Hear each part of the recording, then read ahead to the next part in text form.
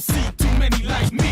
Cause I am one of the reasons you do what you do. When you wanna be me instead of you. Cause I am still on beat, showing love to the streets. Come on, you know me, cause that's who I am.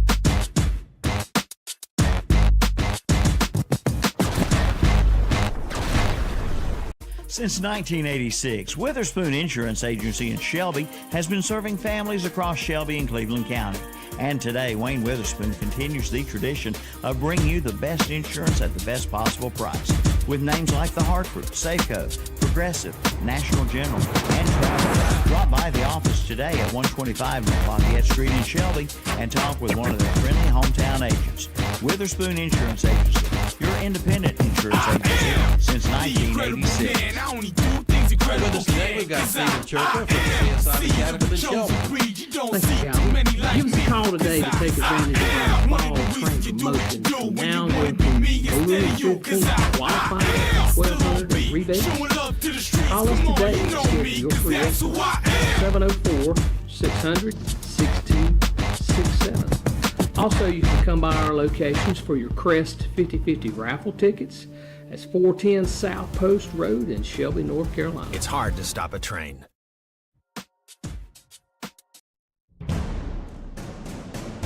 Since 1986, Witherspoon Insurance Agency in Shelby has been serving families. Think your team better, but they lack skill. First snap, I lay your backs in the backfield. Your quarterback scared, I see it in his eyes. Sent that receiver in motion, that's just a disguise. My linebackers, they stepping up. Clog a hole, no letting up. Taking on them big blocks. On fourth down, we get big stops. My secondary is balling out. Your offense keeps stalling out. How many yards? Like none at all. Call the special teams, come punt the ball, and it's gone. And you never see me fair catch. I get a block and then I'm gone like a Lear jet. My helmet on, pass strap tight. My jersey shining in them Friday night lights. Win, win, we just came to win. Win, win, we just came to win. Friday night lights. Friday night lights. Win, win. We just came to win. Win. We must protect this house. I'm in a huddle talking to the Hawks. We gonna run it down their throat soon as we get the ball. Come out and fire off the ball. We going on one. My skill position so proficient. Break for long runs. Come out running that option. That mean I got the option to keep that or pitch that. Defense, they gotta fix that. 4 receivers, we spread them out in the shotgun. Hot reads, I got some. My tight end so awesome. Touchdowns, I toss some. We score 6 scoreboard, that score 6. Respect the ball, we protect the ball. We don't fumble, no throw picks. I feed my linemen pancakes, so all they blocks are pancakes. Push you around like all night. End of the game, get your handshakes, huh? My helmet on, pass strap tight. My jersey shining in them Friday night lights. Win, win, we just came to win. Win, win, we just came to win. Friday night lights. Friday night lights. Win, win, we just came to win. Win, win, we must protect this house.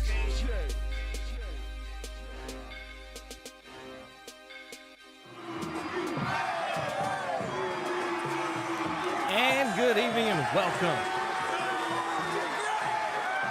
to KTC Broadcasting Red Zone Radio Channel, Red Zone Radio Show. We've already got games starting off, guys. We're going to start you at Thomas Jefferson and Burns because it might get ugly quick. And the lead kickoff is he'll be not talking returned, about that all week at school. Brought it back pretty good ways. We're going to send you straight out to Burns for this and let Tom and them handle this for a few minutes while we get ready with dinner here in the studios. Kevin Wisnett, I hope it's competitive at least for a little while. Thanks for listening, Kevin. So Burns will take over at the TJ 48-yard line. First down and 10. And Mooney's in the gun with 4 wide receivers. I'm going to be hearing about that return, that kickoff return all week. He barely nearly broke that. If he broke that for a touchdown, oh my gosh. So Mooney in the gun and barks out the signal. Marks out another one, and he'll drop back to pass. He's got all day. Lets it go deep. Man is out there. Graham Warlick comes back, slides, and catches it down to the 5-yard line. So give him 43 yards and a Falston Pharmacy first down. Mooney put it out there where only Graham could catch it. Had come back just a tad, slid and caught it. First and goal, Burns. So that's number 17 with a 48-yard pass for the first play from scrimmage. Pretty good. Burns wasting no time putting it in the air and getting it downfield.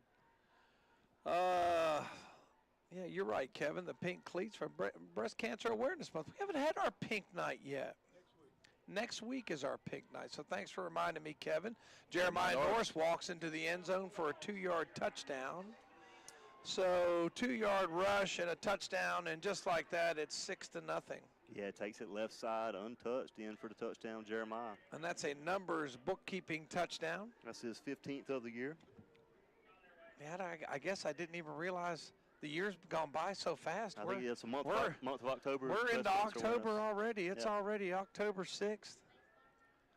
Yeah, it's a good call, Kevin. It is October already. I was thinking it was September all day long. Days get away from you. I'll be when quite you're honest with busy. you, Tom. I was kind of thinking the same thing. Yeah, it just gets away from you when you're busy. So we're going to go for the Nealon Cole 2-point conversion. And snap back, and Mooney fires into the corner, and the 2-point conversion is good. 8-0 Burns. We'll be right back, and that's on your Wright's Jewelry scoreboard. Don't go anywhere. It's truck season at Marburger Chevrolet in Shelby. Come see the new 2023 Chevy Silverado 1500 Crew Cab RST.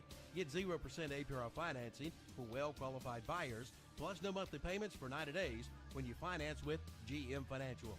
Plus get a $750 cash allowance. Or make every day a getaway with the new 2023 Chevy Equinox.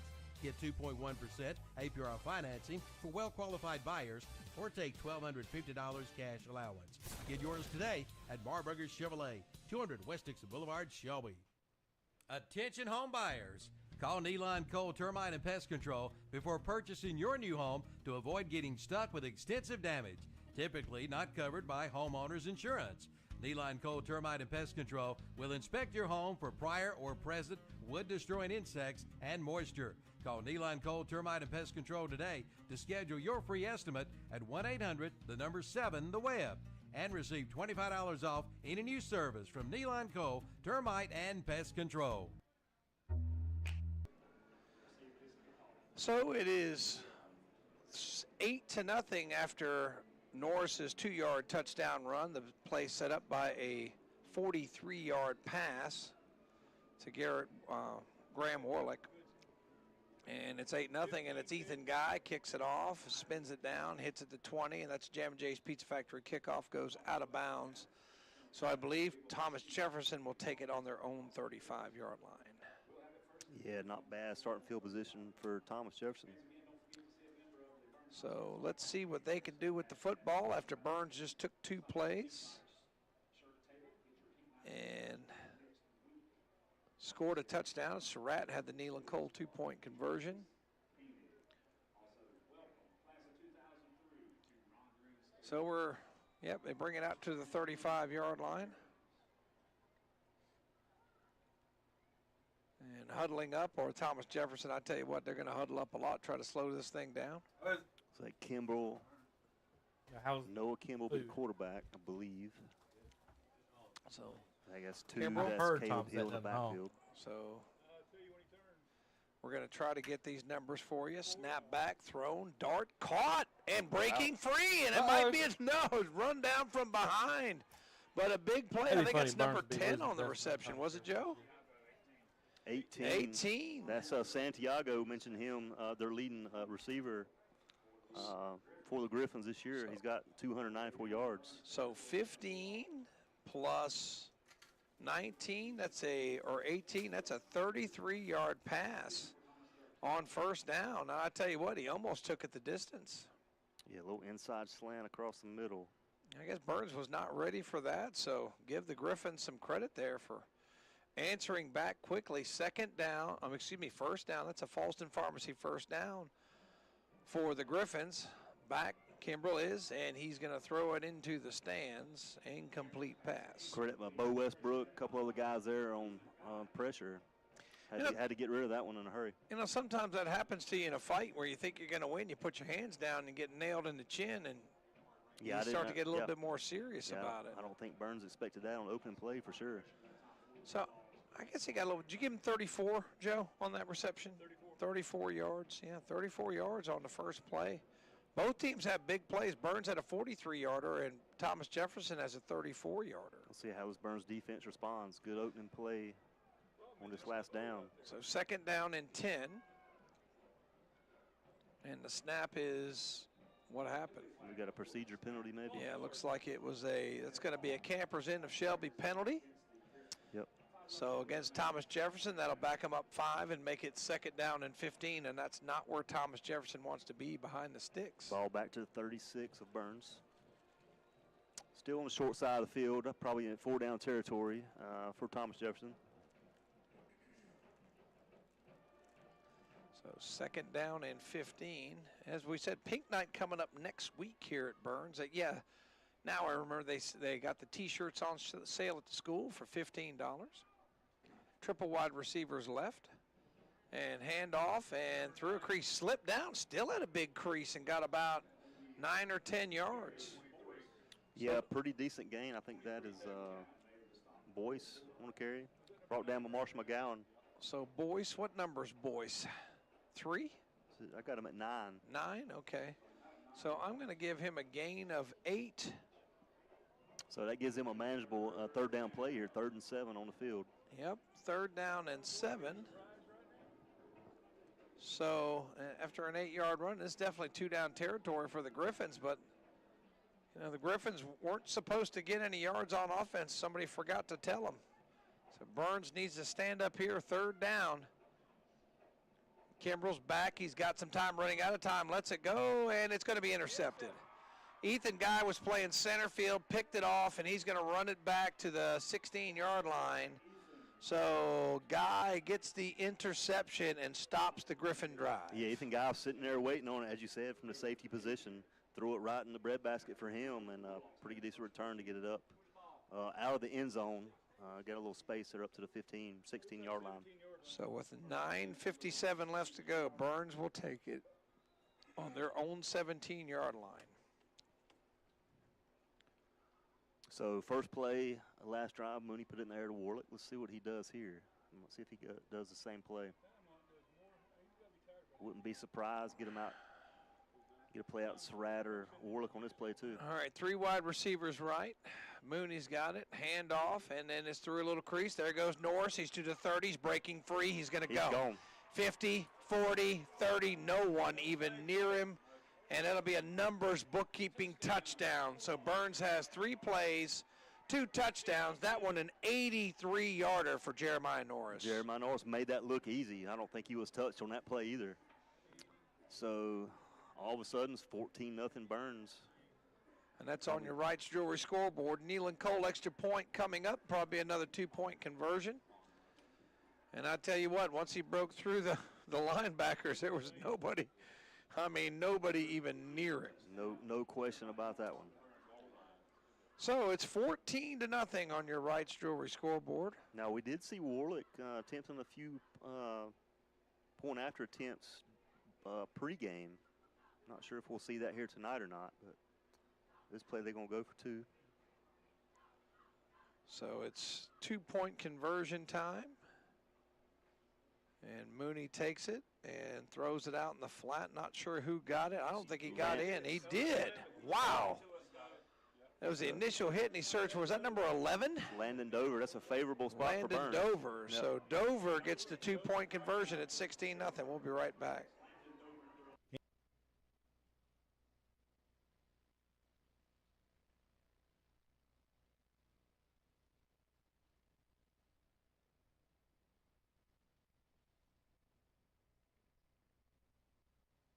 After the dueling interceptions, one for each team on consecutive plays, West Lincoln comes out the better for it. Jalen Winnix with a 2-yard pick 6. Quick out pattern, he jumped the route, caught the ball, 2 steps in the end zone.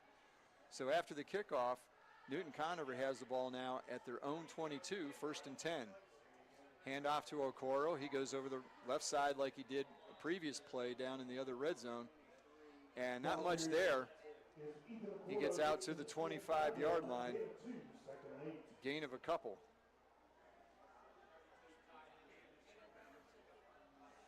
Yeah, good job there by West Lincoln to stay disciplined. Like I say, they do run the ball some, so they do have to make sure that they're staying on their reads. They're running more of a 3-4, walking the rover, number 7 for West Lincoln, up to the outside. That's Bostic who ran the ball. Now we got Okoro going up the middle again.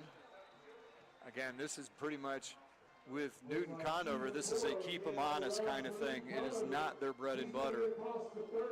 But he does get a good run there. So he gets out to the 33-yard line. Gain of 8, and that'll be exactly a first down for Newton Conover. Looks like West Lincoln will sort of shift a little bit as Newton Conover goes in motion. They'll kind of roll one of the safeties over to the middle, and that was Winix on that particular play, made the tackle. Fakes the jet sweep, handoff up the middle of Coro again. And he gets about 3 yards. Gets out to the 35, so more like 2 yards.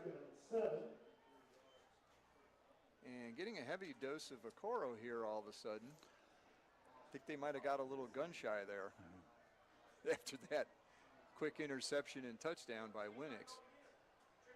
So we've got 3 wide receivers in a triangle way to the left of the formation. It's going to be a receiver screen, basically. He goes to Sifford. He catches the ball. Winix is right there to stack him up. Keeps him bottled up until Bostic can come up and make the play. Great defensive coverage by Winix. Yeah, again, just that quick little hitch pattern, pass out to the sideline, like we mentioned it before, almost like a long run. Get the ball out. It puts that 2 blockers, and the receivers didn't block very well there for Sifford on that particular play. Yeah, Winix was right in his grill as soon as he caught the ball. Hard count by Adair. The quarterback draws the lineman off for West Lincoln. So that'll be the first penalty of the game against the Rebels. And that'll make it 1st and 5 from or 3rd and 2 from the 40-yard line. And it looks like if you jump offside for West Lincoln, you are right to the sideline. That's what it looks like. Bostic comes up, shows blitz. Quick throw. We got Bush Ivanko, who caught the 2-point conversion. It's complete. He gets up the field. He gets the first down. He's brought down by Bostic. If he got out of that tackle, he would have been gone. Yeah, there was not. Yeah. He was the last line of defense on that one. So the completion there for a first down, gain of 9 to number 9. Yeah, West Lincoln, again, running more of a 3-4 type of defense. And then they bring somebody up. Offense, yeah. Short pass out in the flat. Great tackle again by the West Lincoln secondary. Gideon Allen with a stop there. Quarterback should know what's coming. Even if he is on defense. So a short completion there. You're pretty much getting, 2 corners, almost like an inner rover, outside linebacker, whatever you want to call them. Kind of going to the wide side. That's been Bostic. 2 safeties. And getting up hard quick on these receivers. 5 receivers this time. Adair in the backfield. Quarterback draw. He goes up over the right side, across the 40, slides down. He gets over the 40-yard line. That'll be a Turner Hauser Insurance first down. So he gets down to the 38, gain of 12. Adair's first carry of the night, and that looked to be a called play. Yeah, like I say, he just ran the receivers all on go patterns. Everybody for West Lincoln dropping back, and he was untouched for 10 yards. Yeah, and they had 5 receivers. Even Okoro was out, lined up as a wide receiver, so there was nobody in the backfield. Spread offense and spreading the defense. Quick pitch out to Okoro around the left side. West Lincoln comes up quick, but Okoro knifes his way through, gets down to the 35, and gains 3 yards on that carry. This looks like a little bit of a ball control offense for Newton Conover. Yeah, a little page out of the West Lincoln playbook. Just keep that clock going.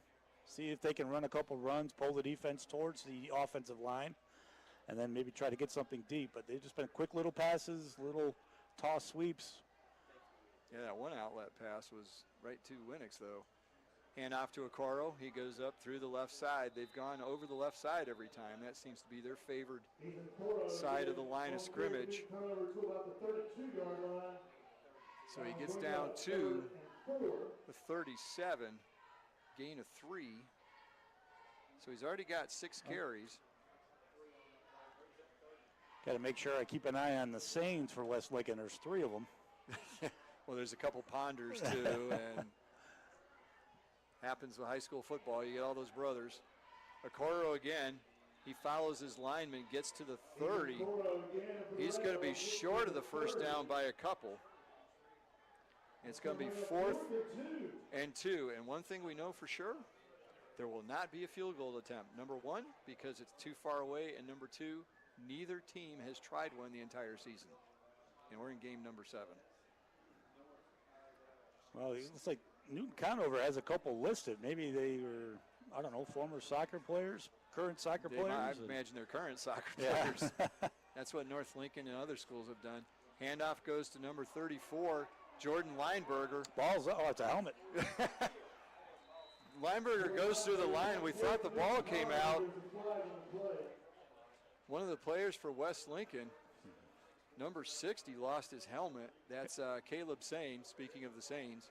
Yeah, I got to see what the penalty is. Illegal motion. It's going to come back. So that'll be another penalty against Newton Conover, and that'll wipe out that first down by Jordan Lineberger. Lineberger's listed at 6'1", 200, so they bring him in short yardage, and he was a load on that play. Got through the line, got the first down, got extra yardage, but penalty wipes that out, so it's now 4th and 7. Here's that empty backfield that we saw earlier where the quarterback Adair ran for it. And I don't see a spy. He rolls around to the left, throws to the sideline. It's caught. Ty Miller with a catch right at the 21-yard line, and he steps out of bounds quickly. So it'll be a first down. 14 yards on that reception by Miller. Nice throw by Adair as he was rolling left. Yeah, and a good job by the receiver. Yeah, good job by the receiver as well, coming back to the ball. I think Winix kind of lost sight of him there as Adair was rolling out. Adair hands off to Okoro. This time they go over the right side. Not much there. He'll get down to the 20. That's a gain of 1 or so. Yeah, family Sane on the tackle on that one. 2 Sanes made that play.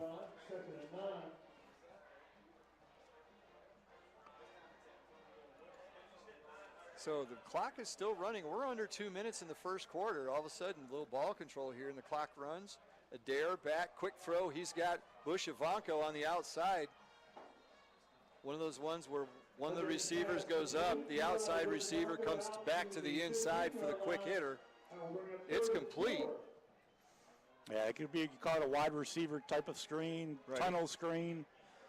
But, yeah, he's doing a great job there. Bush Ivanko for Newton Conover. Tough to bring down. Only one incompletion. Actually, he did complete it. It was to Winix, but they have not dropped a pass yet. He's 7 of 8. The 8th one was the one that Winix picked off, so every pass thrown's been caught, just one by the wrong team.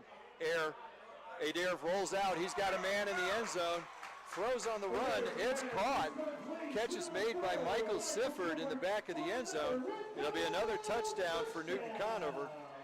Another Whitetail Properties touchdown for the Red Devils. Yeah, kind of similar to that first down pass a little while ago. When he rolls out, West Lincoln's just losing these receivers. That time, instead of coming back to the ball, he went behind the safety and was able to make that catch and a good throw on the run. So again from Adair. So a 20-yard touchdown there. Long caught on he's a left-handed backup quarterback. He throws for the 2-point conversion, fires it away out of the back of the end zone. So with 1:03 to go in the first quarter, On the First Federal Savings Scoreboard, it's Newton Conover 14, West Lincoln 6. You're listening to the Lincoln County Game of the Week.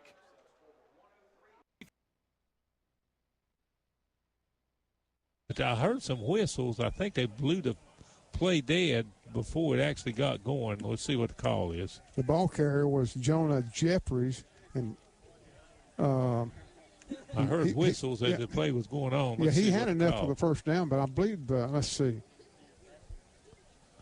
If they're going to. The officials are discussing things. I never saw the flag, but I heard the whistle, so I'm pretty sure there was one. Let's see what the results of their discussion is here. And, well, Ken.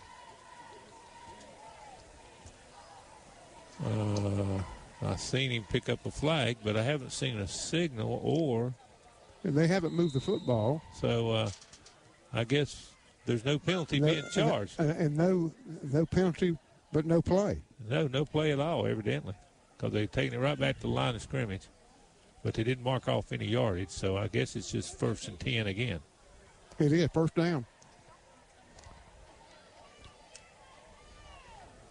So Hinton back, taking the snap.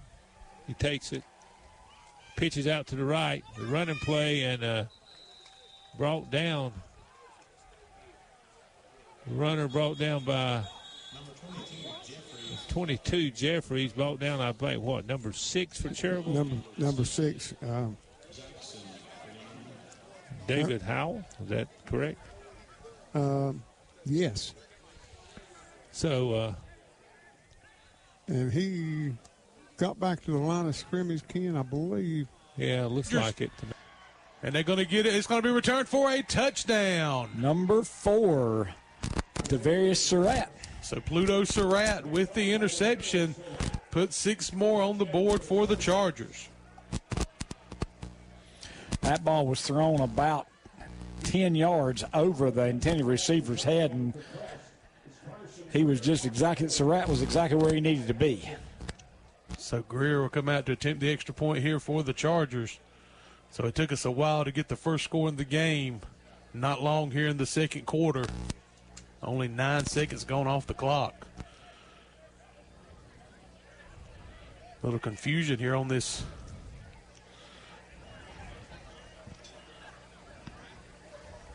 See if the Chargers have enough guys out there. No, they don't have enough guys out there. The kick's up. And the kick is good. Chris with 10 guys on the field, but to get the extra point. So it's 14-0. No Malarkey, Mr. Sparky Scoreboard. WestEndSales.com broadcast high school football on WHS. Happens here on 3rd down. Big play coming up for Chase.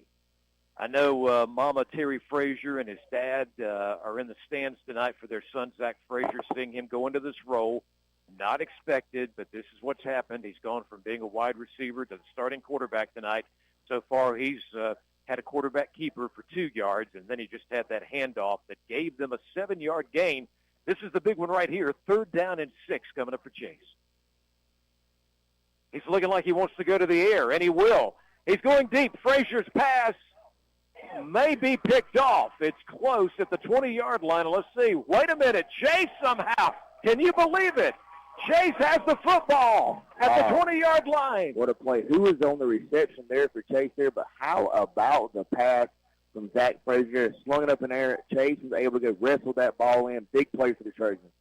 I believe it was one of the Mosleys, but, hey, you got to give Frazier credit and how the receiver came up with it in that tight coverage. The Brevard coach is not happy on the far side of the field that he thinks it was a clear interception there. A lot of players do disagree with the call as well. Officials still talking about it. Let's see what the call is going to be, but I think they'll stick with the call down the field. This is going to be interesting. And that will be the first Mi Pueblito Mexican restaurant first down of the night for Chase.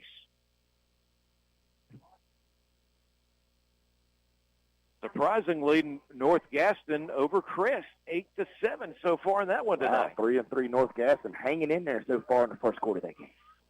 Crest, of course, had South Point get out in front of them by a margin last week in that home game. They are at as you said, on the road over in Gaston County at the big city of Dallas tonight. This is interesting. What do you think they're discussing down there? They call it, a reception by the Chase wide receiver on the field there. Now they're huddled up there. Are they going to overturn this call? Ooh, they did overturn that call. That is a huge momentum break there for Brevard. That is very, very interesting call here, Paul. What do you think? Well, here's what I think. If a referee makes a mistake or the wrong call, sometimes you have to live with it. You don't let this much time play out. We don't have instant replay in high school football. Yes, it looked like from our vantage point that it was picked off by Henry Ogle, number 20. But guess what? The official went over there, and he pointed the other way. I don't know if the ball was ripped out of Ogle's hands by Mosley or what happened, but for them to take that amount of time and to tell us it was an interception, I don't think that's a good piece of refereeing. Very, very interesting call there. Now the Chase coaching staff really, really talking to the official there. Brevard is trying to run a play there. However, they will not get to until the discussion's over in the Chase side of the field, and Chase fans are not happy. Really, really loud in the boos that you hear. You know, the best thing you could do is almost say that we don't know who had the ball and just call it, incomplete pass. This is very crazy. Yeah, I'd agree with that. They didn't know what the call was. It should have been ruled incomplete, and then Chase would have had a fourth down to try to see what they want to do. They probably would have punted the football there, but, yeah, I agree. If you do know what the call is, call it incomplete. All right. Both teams have had turnovers, but Brevard is on offense, and they'll go right back at it. And it appears to be Thompson again. He's going to get very little, with maybe a half a yard. Yeah, good stop by Chase. Defensive line there holding to the short gain on the right-hand side of the line there. Second and long coming up for Brevard. About a 1-yard gain for Brevard. Again, very unusual what we saw a while ago. It did look like it was an interception from here, but the official went right over to both the players, including the intended receiver, and said the receiver had the ball. And then they reversed it, and that's how Brevard's got it now. Second down and 9, just over 7 minutes to go in the first quarter. Here's a short pass play. Very rare to see that tonight. It is called, and on the move goes Leo Maupin. He's their second leading wide receiver, and he will get the ball on that short gain just across the 25. Yeah, good tackle there, Jahari Mosley and Devin Mosley in on the stop there for Chase there. Set up a pivotal third down coming up for Brevard.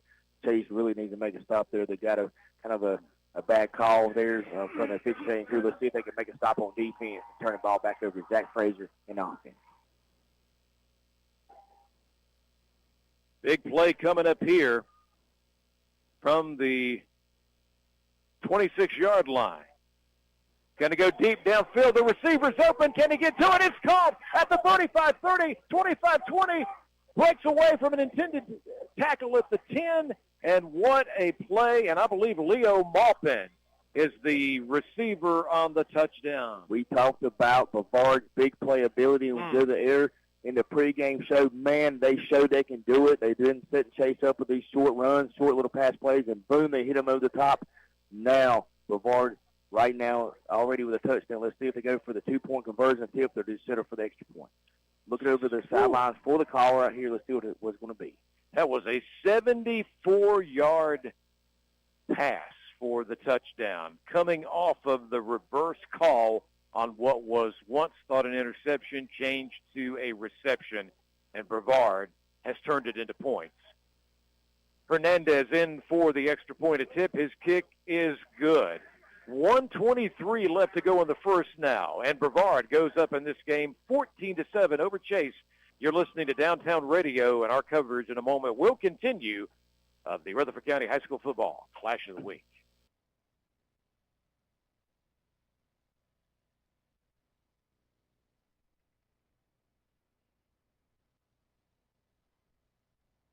Play action play, was able to get a hand up, knock that ball away.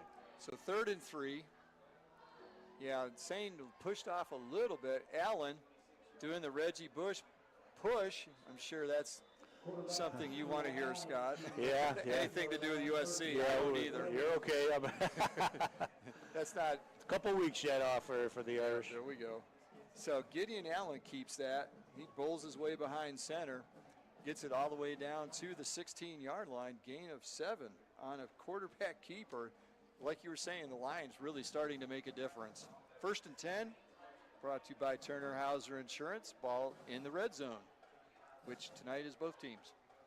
Bostic through the middle. again, he goes 4 or 5 yards before he's touched. Gets all the way down to the 8-yard line. And they're just ripping off chunks here. 8 yards on that one. Yeah, Boston's doing a great job. Yeah, and they're not getting too wide. It's pretty much between the guards and the tackles is where they're running. So that tells me that, both the guard and tackles are doing a great job combo blocking, one getting up to the linebacker. Like you say, they're not getting touched until they're 5 yards deep past the line of scrimmage. Bostic already 6 carries, 57 yards. And they'll call his number once again. He steps through the right side, gets tripped up after he crosses the 5-yard line. But that'll be another Turner Hauser Insurance first down. First and goal for West Lincoln at the 5-yard line. Or 3-yard line, rather. Yeah, I've been seeing a little bit of Newton Conover trying to tighten up a little bit, bringing down an extra defensive line, and it's not helped. And off to Winnix, goes through the left side, spins, and he's into the end zone. Touchdown, West Lincoln. A Whitetail Properties 3-yard touchdown run by Jalen Winnix, and it's 14-12 with the conversion coming up. Again, just running just pretty much, again, right over the guards on both sides of the line of scrimmage, offensive line, and they're just doing a great job pushing Newton Conover's defensive line back, keeping them from even touching any of the running backs till 5 yards deep. Not surprisingly, it's going to be a James River Equipment 2-point conversion try for West Lincoln after the kick last time was blocked easily. So West comes out in their normal offense, one wide receiver to the right, hand off to Winnix. He goes around the left side and he walks into the end zone. The 2-point conversion's good, so with 7:39 to go on the First Federal Savings Bank scoreboard, it's tied 14-14. You're listening to the Lincoln County Game of the Week.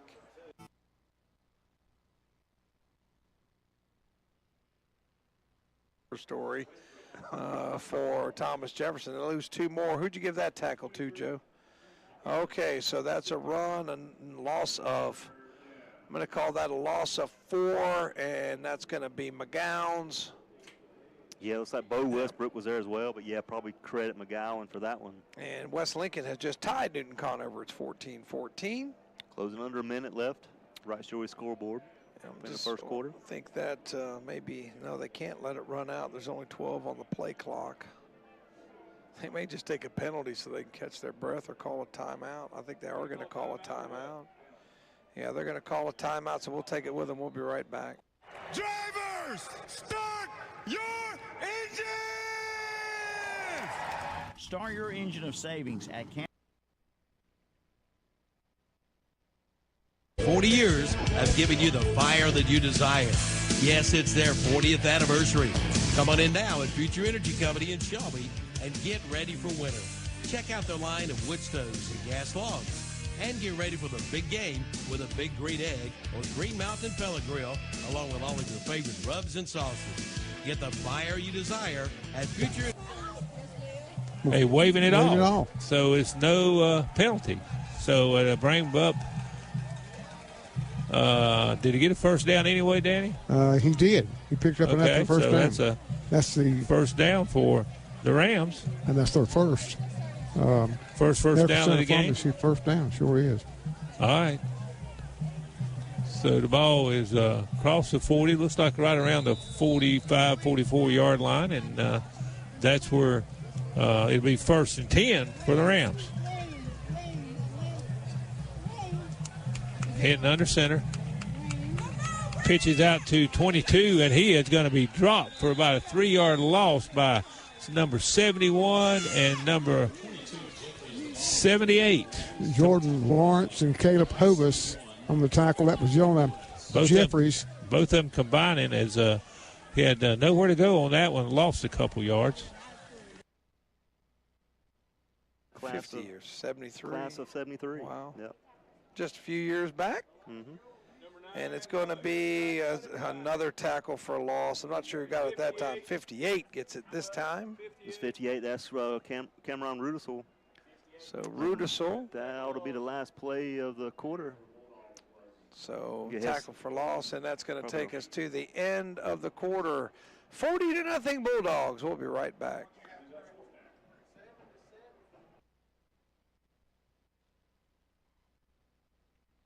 11 sane, so if you say sane, you're not, 3 times out of the 11, you're going to be right. That was Ben Sane also assisting with that tackle there with number 80 for West Lincoln. So it'll be 3rd and 7 after the loss of 2.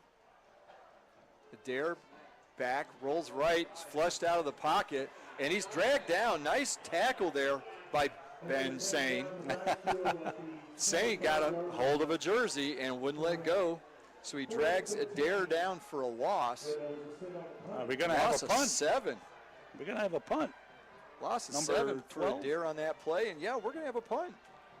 We have not had one yet tonight. And number 19, Aiden Longcott will be back. He's their kicker, punting and place kicking when they actually try a place kick. So Longcott will punt, and back to receive is Winnix deep. Longcott, high kick. Winnix is going to let this one bounce at the 40, and it'll roll dead at about the 33-yard line. Good decision by Winnix. There was no blockers in front of him. He was on an island in that particular point. And I think it was a good no call there on Ben Sane kind of running into the kicker. He did let up, didn't really touch him, kind of a little bit of overacting, a little bit of William Shatner there by the kicker, Longcott. Captain Kirk overacted? Are you kidding me? Say it ain't so.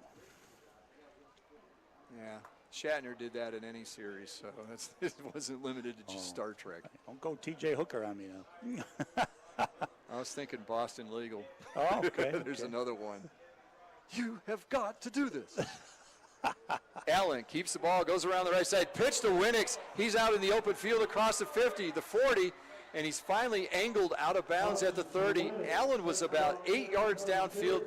Now it looked like an Oklahoma option there. Looked like Thomas Lott or Jack Mildren back in the day in Oklahoma with a wishbone. They get all the way down to the 30-yard line with that. A nice gain there. Winnix will get all of the yardage. Yeah, good patience there by Gideon Allen again, but Winnix keeping usually it's about 3 to 4 yard relationship off the shoulder if they're going to run that little pitch off the option. But again, perfectly executed. Gain of about 30 on that play. This time it's Drew Ponder. He tries to stiff arm his way through the tackle, and number 34 Ponder is brought down by Jordan Weinberger yet again. 34 on 34 has been a good matchup. We'll wait and see that one, and then number 4 for both teams. 4 and 4 for each team. Just seems to match up tonight.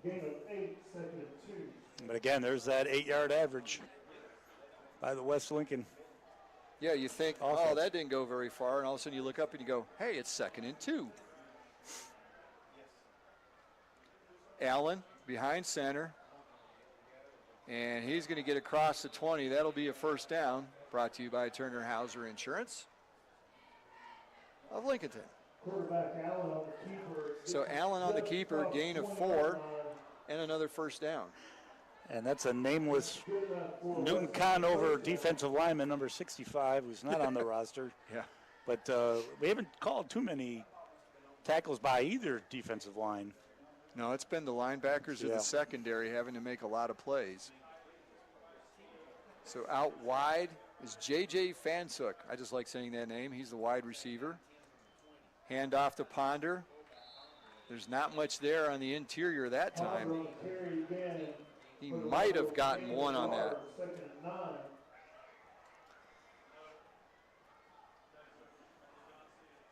There's another number. Is that 26 or is that 28 for Newton Conover?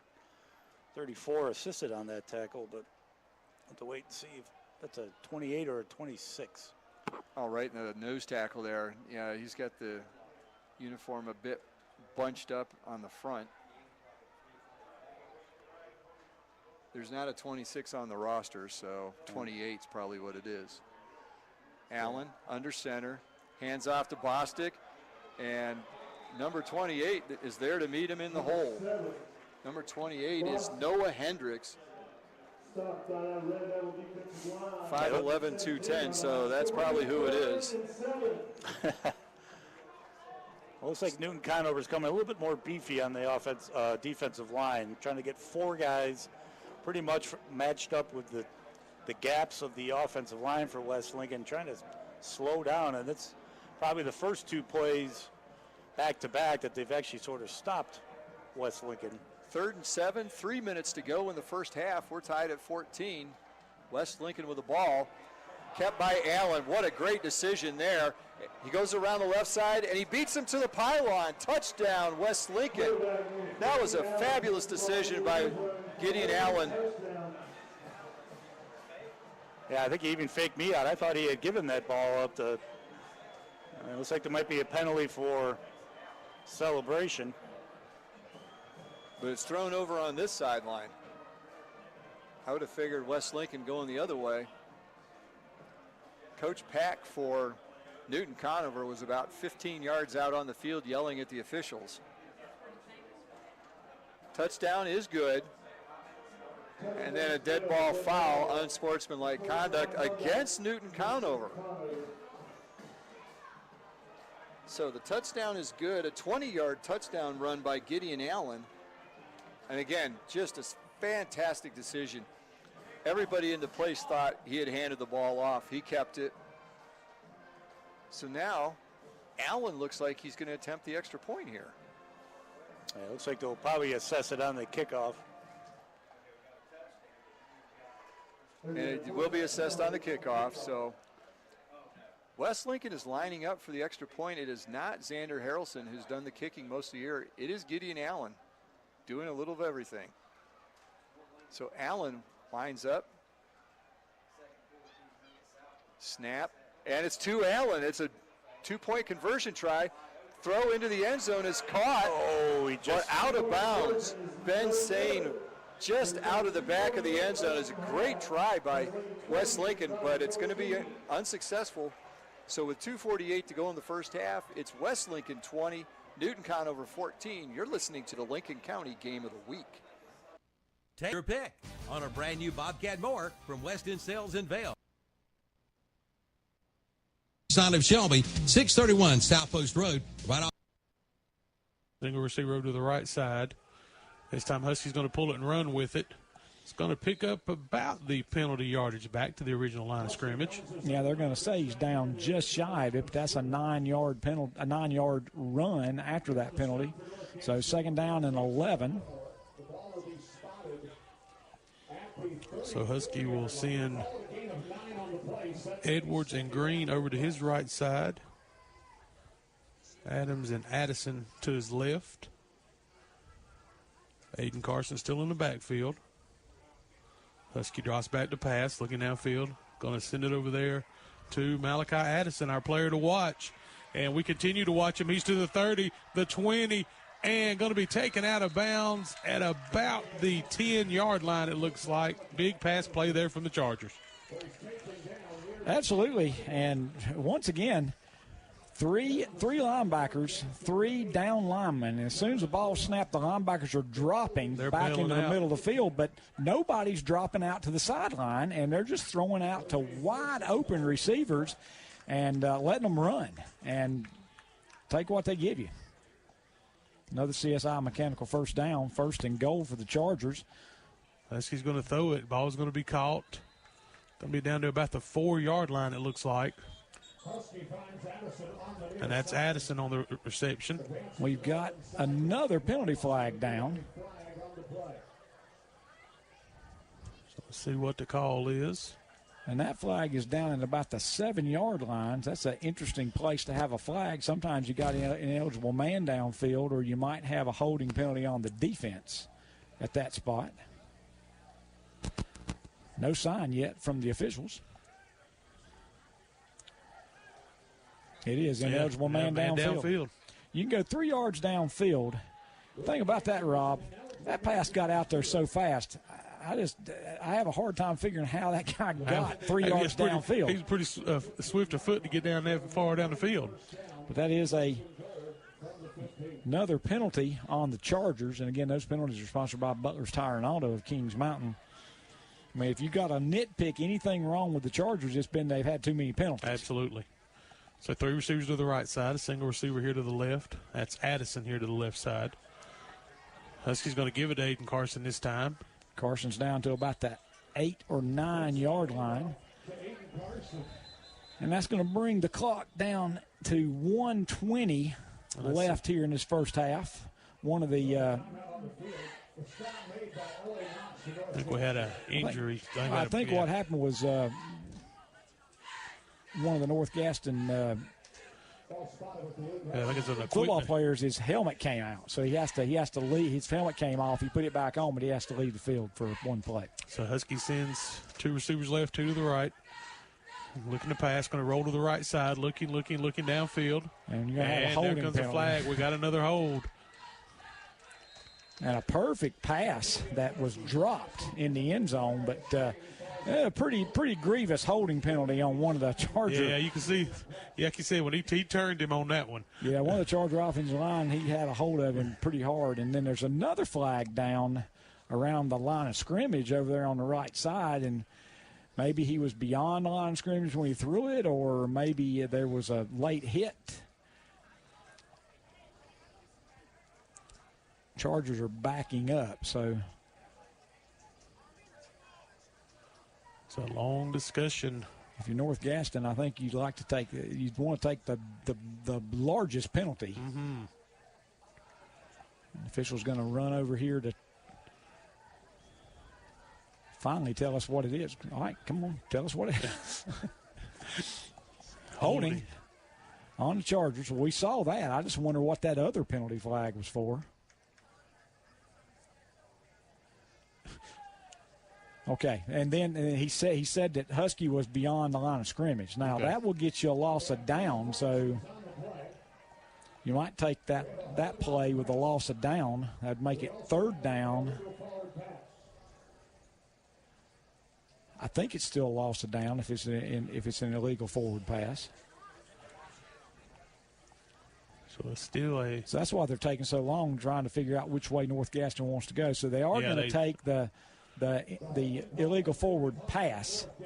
So that'll be a loss of down. The ball's going to be back to the 13-yard line, so it's going to be 3rd and goal from the 13. 6th penalty accepted against the Chargers. So double receivers left and right this time for the Chargers. 1:01 left here in the first half. And the clock is started, so we're going to be inside a minute before it's going to be snapped. Husky ready, takes the snap. They're going to run a little pitch around the end. That's A.J. Adams with it, and A.J. Adams is going to walk into the end zone off of that play. So that's a 13-yard run by A.J. Adams off the reverse for the 4th touchdown of this half by the Chargers, and that was with 44.6 seconds remaining. So 27-0 Crest leads. And Carson Greer out to attempt the extra point here for the Chargers. There's a snap. Kick is up. And the kick is good on the No Milwaukee Mr. Sparky scoreboard. Crest leads 28-0. This is high school football, WOHS. Leaves have already started to fall. Are you ready for leaf season this field? And Patterson looked like he had a beat on it, and the defender had pretty good coverage, but he hit him a little bit early, and like you say, the official was right on top of the play. So it's 1st and 10. Yeah, I was going to say they couldn't give it to them down here. No, but the penalty does give them automatic first down. It's about the 50-yard line. Here's a keeper by Ward. He got some running room around to the left and is knocked out of bounds after a gain of about, looked like maybe 7. Well, he's going to get at least that. And he's going to get, let's give him 8. Yeah, 8 for Ward. So clock running, minute 35 left in the half. Armin with to the line quickly. Ward with going to take it again on a keeper. Goes around the left, got some running room, still going down the sideline. Gets to the 10 and close to the 5, and he walked out on the 5-yard line, Danny. 28-yard scamper, no penalty, I don't think, Ken. As Ward got some running room round to the left on just a straight keeper, and now it's 1st and goal for the Ironmen on the Rams 5-yard line. 1:25 left in the half. I thought maybe he was going to score on that. He came close. Ward under center now. Takes it, and he's going to keep it again, and he's going to get in for the touchdown. Touchdown. And Josh Ward. So that's another John Brown All-State touchdown for the Cherryville Ironmen, making it 19-0 pending the PAT here. That comes with 1:11 left in the first half. And all that yardage, those last 3 plays, was all Ward keeping the ball and finding some running room and taking it in. Ward's having a big night tonight for Cherryville. Cherryville's going to take a timeout before this PAT trial. We'll be right back. There's some big deals. Line Brevard in Chase territory. Right close to 2 minutes left before halftime here in Chase. Chase really needs to make a stop and keep this a one-score game going in half. 2:14 to go until halftime. Brevard 14, Chase 7. And Braylon Thompson finds a big hole, and he will make his way inside the 20, and that also provides another Mi Pueblito Mexican first down. See how we're to. We've got good news for you. All Ray Tire Center in Cherryville, Shelby, Forest City, Dallas, and Morganton is now open on Saturdays. You don't have to wait in line for a so-called inexpensive quick lube. Now you can save time and money at All Ray Tire Center. Family owned and operated with 4 area locations on East Main Street in Cherryville, West Main Street in Forest City, West Dixon Boulevard in Shelby, Lower Dallas Highway in Dallas, and on Carbon City Road in Morganton. That's All Ray Tire Center, serving their community since 1975. Okay, we come back here, folks, for the PAT try. It's going to be a 2-point conversion try by Cherryville as they line up here. And the shotgun, the Ward waiting to snap. Here's the snap, and he's going to pitch it to Sewell around the left, and Sewell's going to get in for the 2-point conversion. And so the Marburger Chrysler Jeep Dodge Ram 2-point conversion does work, and that makes it score 21-0 in favor of the Cherryville Ironmen on the No Malarkey, Mr. Sparky scoreboard. Team inside the 5, I believe. Yeah, they run that formation a little bit ago. They did have success with that little play there that they had. They're stacking everybody on one side of the field, and they run that little reverse the other side of the field there. Did it again. They would get successful yardage down. Now first down for Brevard. Yep, it is 1st and goal at the 6-yard line. So things are working out real good for Brevard to have an opportunity to extend their lead. Apparently we've had a little bit of light rain tonight because I see a few folks covering up their heads and a couple of umbrellas out there in the stands. Braylon Thompson again, and Braylon Thompson did not quite get in. Appears to be down around the 2. Jahari Mosley making a stop there on defense. They're keeping the Brevard running back out of the end zone there. Now with about 36 seconds left on the game clock here. Quarterback will go under center for this next play. And appears Chase might have burned a timeout. We'll take it as well. 28.5 seconds to go in the first half. And on the Stanton Enterprise McDonald scoreboard, locally owned and operated, Brevard 14, and it's Chase 7. It's Downtown Radio. Are you a little short on cash? It's time to see your Main Street lender, Universal Finance, 141 West Main Street in Forest City. They can help you with one-on-one local service with loan amounts from $500 to $15,000 with flexible terms to fit your budget. Plus, you pay no prepay penalty. See the friendly staff today at Universal Finance, 141 West Main Street in Forest City, online at ufi-nc.com. All loans subject to credit lending guidelines.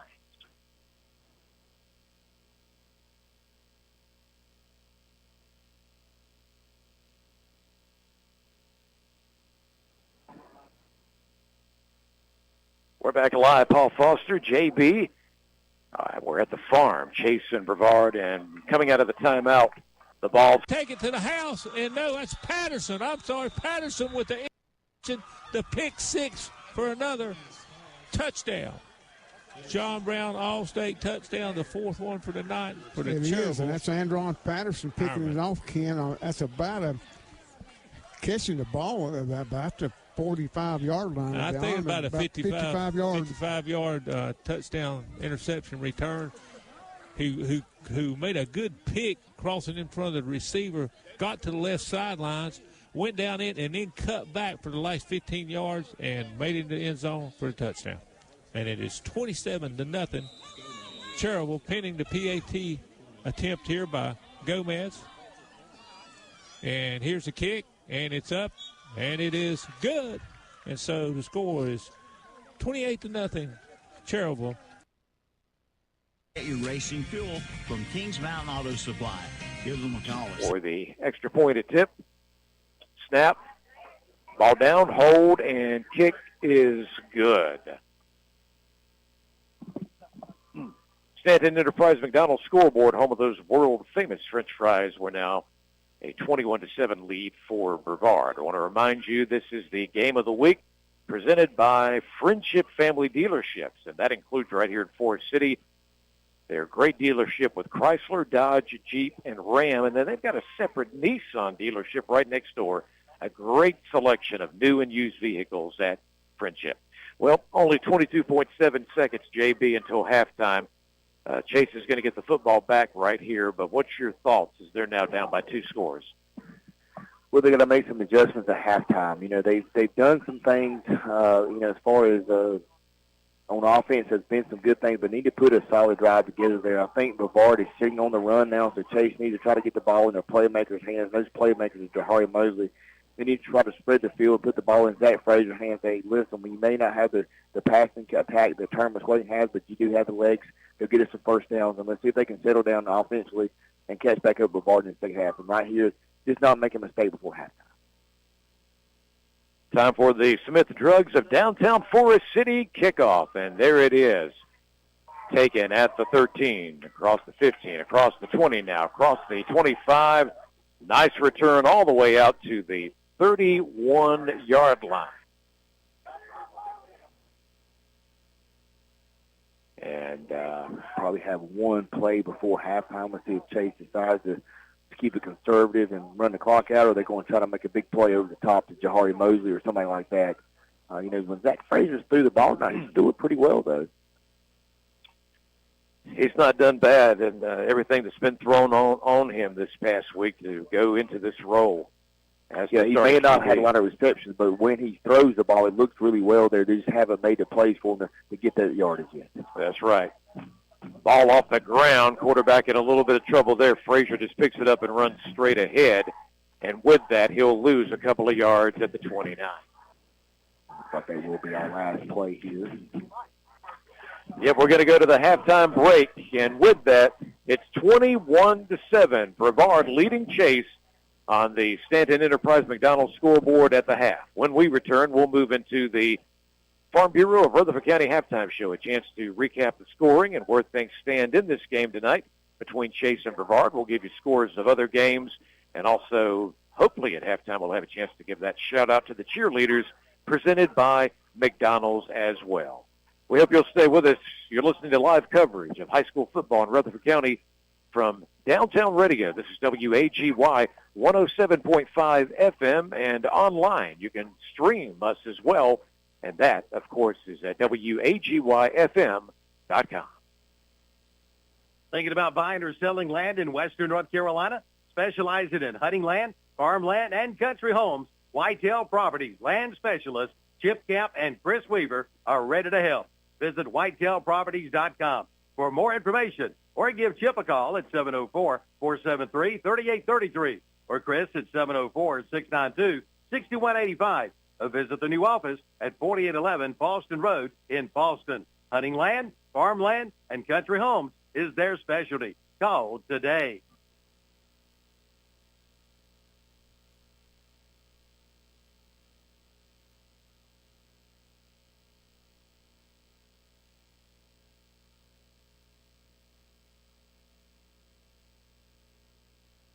BAM is the sound of our Chase High Trojans pounding the lines.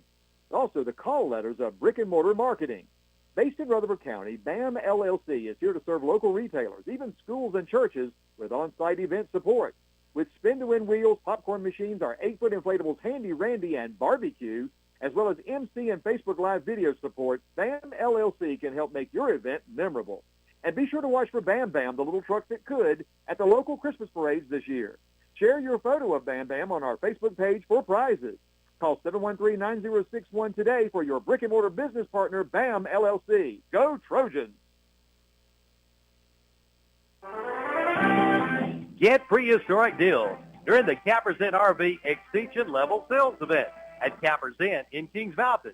You pay what they pay. That means you pay at cost, with hundreds of RVs priced at dealer's cost.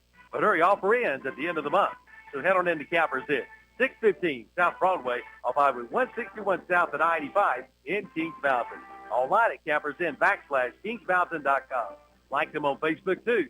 Save money during the Extinction Level Sales Event at Cappers Inn in Kings Mountain.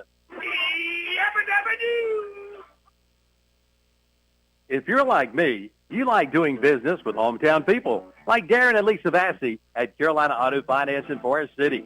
They are locally owned and operated, giving you the best customer service possible. See the new stock of TYM tractors. Also, East to West Travel RVs by Forest River, plus a great selection of pre-owned cars, SUVs, and trucks. Carolina Auto Finance, 114 Lewis Boulevard in Forest City. Open 9 to 6 Monday through Friday, 9 to 3 on Saturday. Online at CarolinaAutoFinance.com. Like them on Facebook, too. Start your day at the drop-in food store nearest you. How about a hot sausage biscuit, $1.99. Come back for lunch. Get a hot dog for $1.89. Limit of 4 per person, please. The drop-in stores are always finding ways to help their customers. For the past 42 years, drop-in food stores, they've been your hometown convenience store since 1981.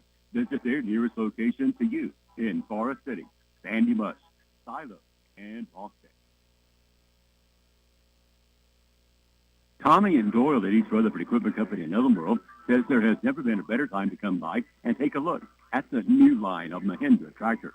It's one of their largest inventories ever. Plus, right now, get 0% financing on selected models.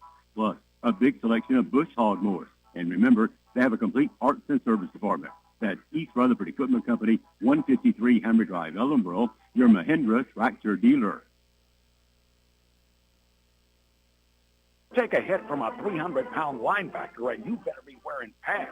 Take a hit on the road, and you better have good auto coverage. With North Carolina Farm Bureau Auto Insurance, you've got a full team of real local agents right there in your hometown. That means you've always got someone you can call to build the perfect auto coverage policy for you, your vehicles, and your family. North Carolina Farm Bureau Insurance. Helping you is what we do best. Locally at 153 Reservation Drive in Spindale, Agency Manager Matt Lalter.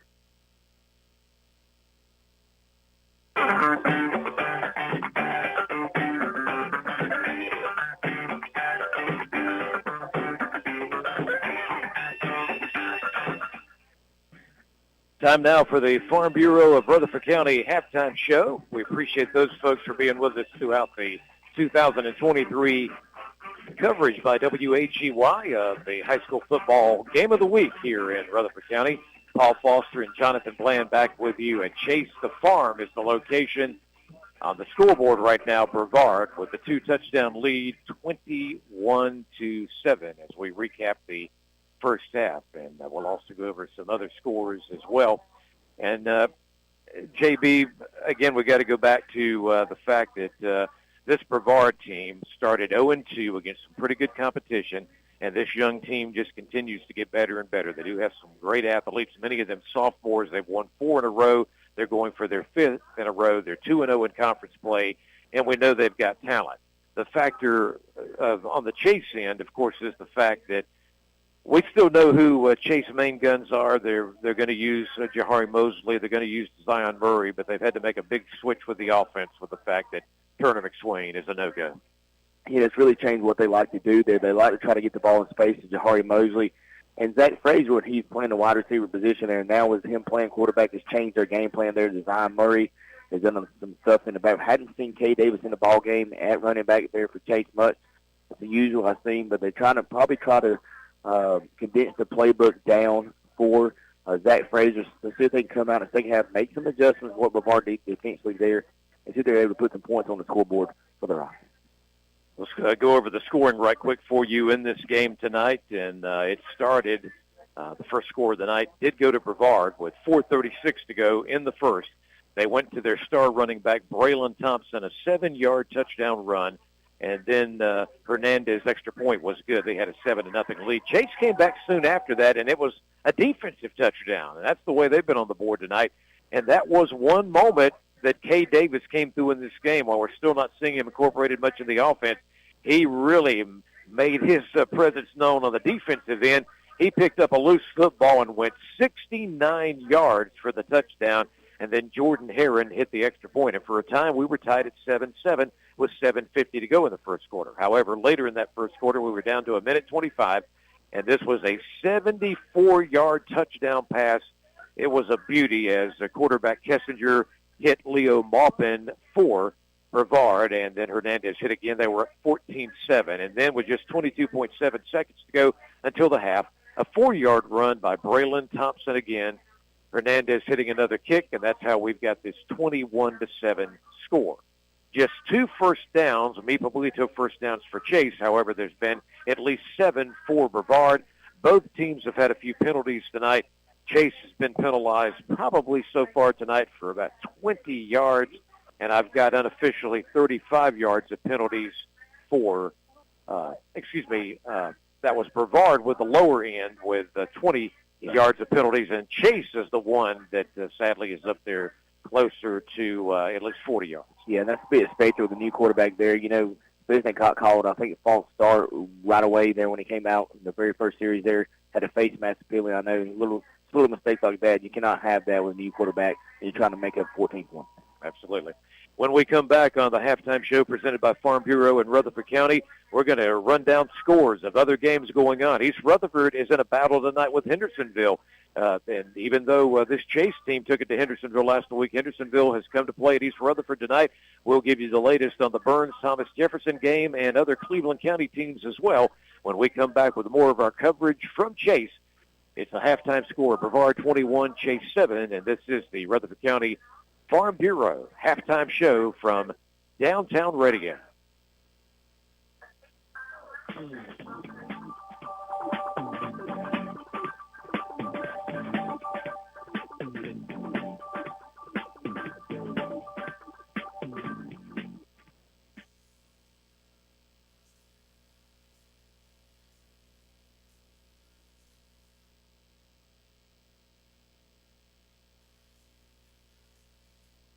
The Friendship family of dealerships is happy to be this year's title sponsor for high school football on Downtown Radio, WAGY. They want to take this time and wish all the area schools the best of luck this football season. And for your next new or pre-owned vehicle, drop by one of their dealerships. Friendship, Chrysler, Dodge, Jeep, Ram at 190 Oak Street Extension. Friendship Nissan at 156 Oak Street Extension. And Friendship Chevrolet, 1740 College Avenue, all right here in Forest City. Join the Friendship family today.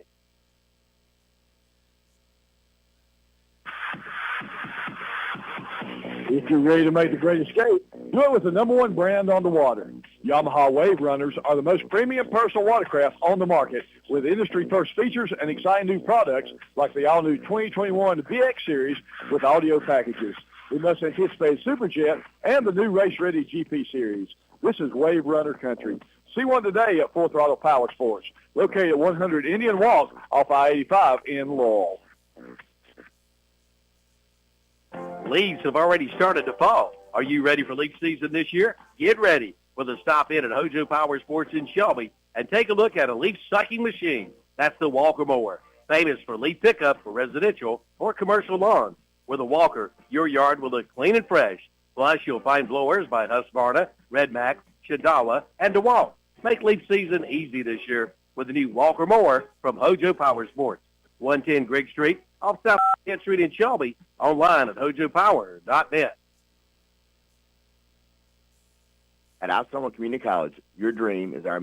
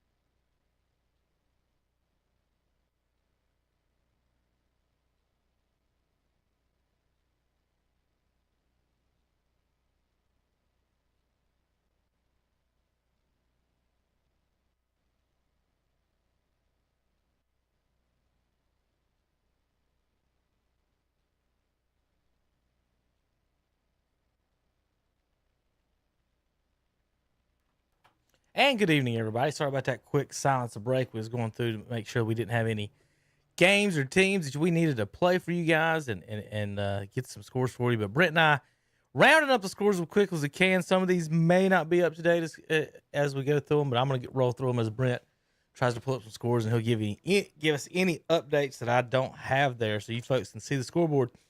Once we start going finals, we'll change the scores to all black. So if you're wondering about the colors of the scoreboards, we will change those. It'll be all black once you see some finals there. Cheryl's up big. Good game. West Lincoln and Newton Conover right now, 20-14. Brent, is that still that score? That's what I've got. Okay, let me click over here to KTC and refresh on their page to make sure that's what we still got for them. They're in commercial break right now, folks. You can listen to that game, West Lincoln and Newton Conover tonight, at LincolnCounty.com's YouTube page. Quick ways to get links there. If you can't figure it out on YouTube, type in West Lincoln and Newton Conover on the YouTube page. Links are on KTCBroadcasting.com and LincolnCounty.com. See if they come out of this break. They may be in a long break, maybe at halftime too. So we'll check back on that score just in case in just a minute. But you can listen to that game. Brevard 21-7 on Chase right now. That's on Waggy. You can listen to that game. Burns was 60-something. What was it, Brent? Do you remember? 64. So Burns 64-0 at halftime. East Gaston proving they may be ready for some Bulldogs and some Shelby Golden Lions tonight. Brent 36-0. I've got on the Yellow Jackets. 36-8 now. 36-8. Yellow Jackets ran out of bounds. Got them another one, Brent. They ran around the defense. Hey, worked. got to be smart, don't you? Whatever works. Lincoln 34-0 on West Caldwell. Bandy's 10-0 on Maiden. Any change on that right now? RS Central 12-0. We just updated that a few minutes ago. Bunker Hill 14-0. Hendersonville just scored, East just scored to make it 21-all against Hendersonville. Steve DeGree's up at that game. I got a community school update. It's 42-6. 42-6 over Winston-Salem Prep right now, folks. And McGinnis has 20 now. Bishop McGinnis cuts the score 28-20, so trying to keep that one close. North Lincoln up big on St. Stephen's. East Lincoln's pulling away from Ford. Huss and Forest in a little battle early on right now. Huss. Yeah, and I've got Forest View 12-7.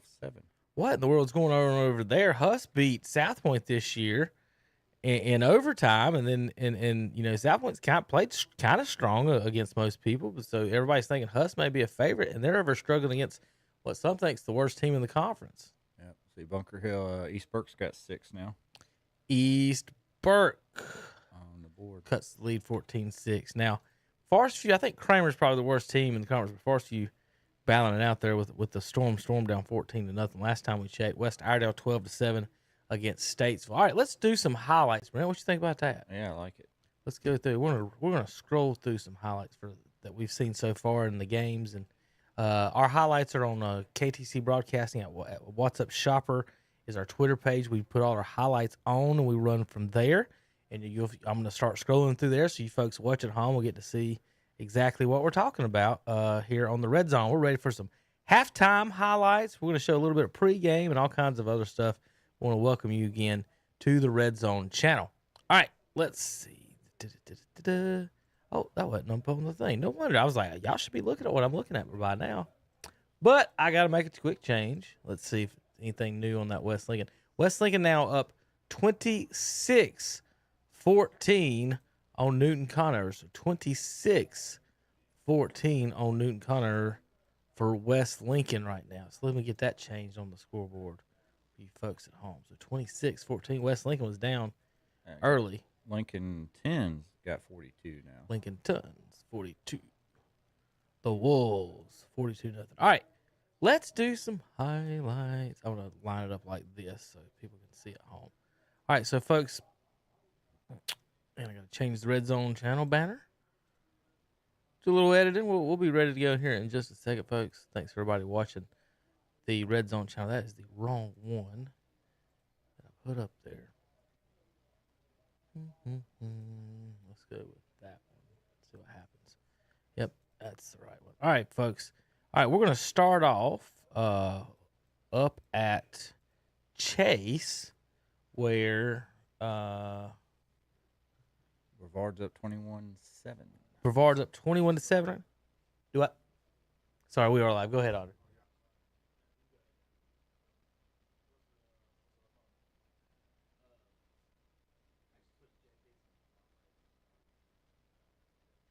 Welcome back to the show. Who knows what you're about to get? Getting our dinner orders ready for tonight. All right, here is. I think y'all can hear it. I can hear it. Let's me and Brent be quiet. Yep. So that is I guess the Chase band. Play us Brevard walking out on the field. But so that is some early action up at Chase tonight. That is let's see, who's at Chase tonight? Chip Carter's at Chase tonight, covering that game. No, it's the East Rutherford and Chase. Yeah, no, Brevard and Chase. That is Dustin Hull covering that game for us. So thanks, Dustin, for the shots of the band as the Brevard Blue Devils walk in. All right, how about there's a nice little picture of the Ironman up at Highland Tech warming up. I'll go full screen for just a second on that. Get us a good shot there. So there's the folks ask about the Highland Tech situations broadcast. Not much room to sit over there, is there, Brent? At all. You might get 40 people, maybe. Julia Stinson, ready for homecoming. Her dad is the one that does our video highlights for us. So I want to thank her or Dad for that. So Dad had to squeeze in a picture of her on homecoming. So there you go, Dad. I got her on the Red Zone Radio live on YouTube. She's going to be excited about that. Oh, how about extra video here? How about this? Homecoming Tech Queen announced. 2023. Maddie Sue. Oh, go back. 2023.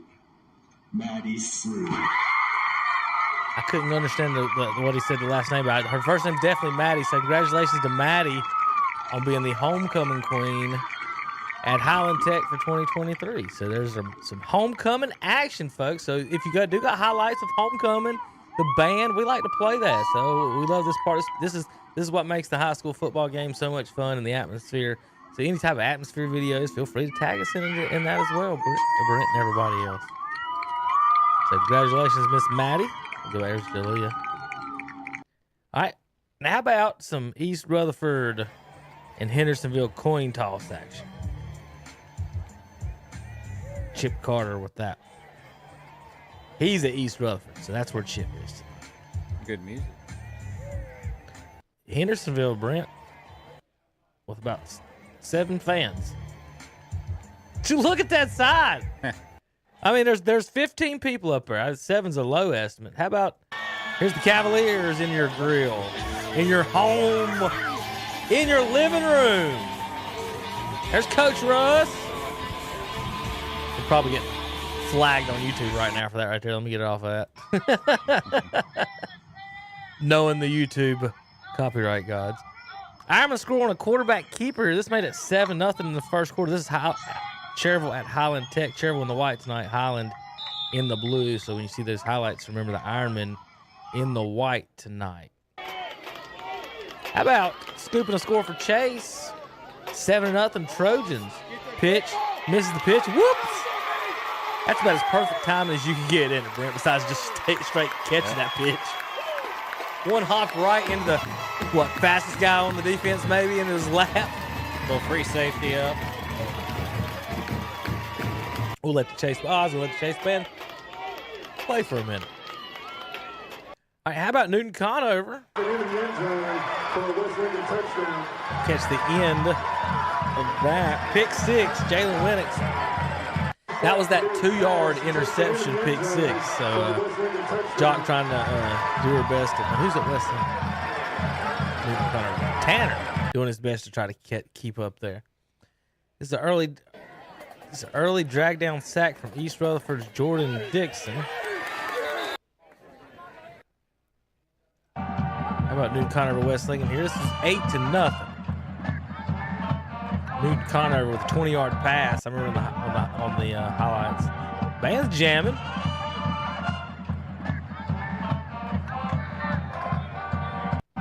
Just missed the catch there on the video highlight. How about 7-0 Chargers? Husky. That was forward. I don't know where the line of scrimmage is. We had to be close to it, Brent, at some point. Touchdown Chargers. They go up 7-0. East Rutherford, Landon Flynn to Matthew Pinkerton. This made it 7-0 East Rutherford. So, folks, when they're out at the stadiums, so some of the highlights come in at different times because of how many people are at the stadiums or the signals that they have for our reporters. They got to, when they tweet the scores out, so sometimes they're not in the exact order. This is Hendersonville tying it up. Looks like quarterback keeper. That makes it 7-7. Bearcats and Cavs. This is Brevard from 7 yards out to tie it up. Made it 7-7 there.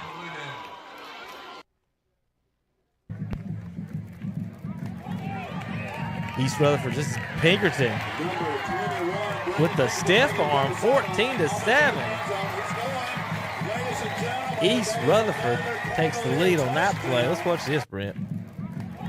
Get off me. Well, he got around it.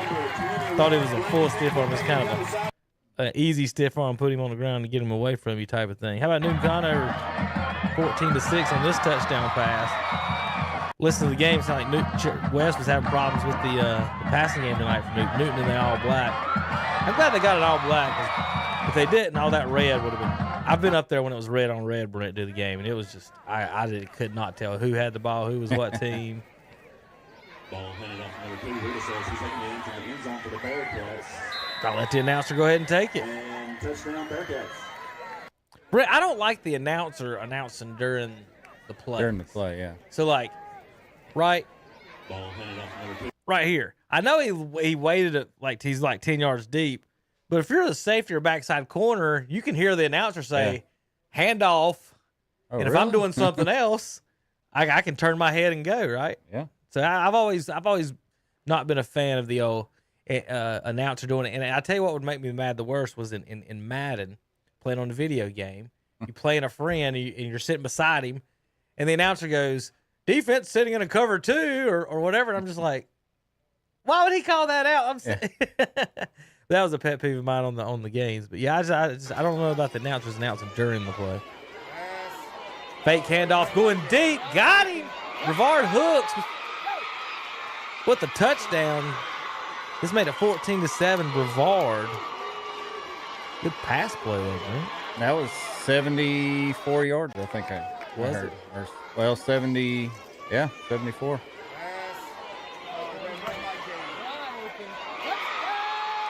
You can hear the Brevard coaches on the roof.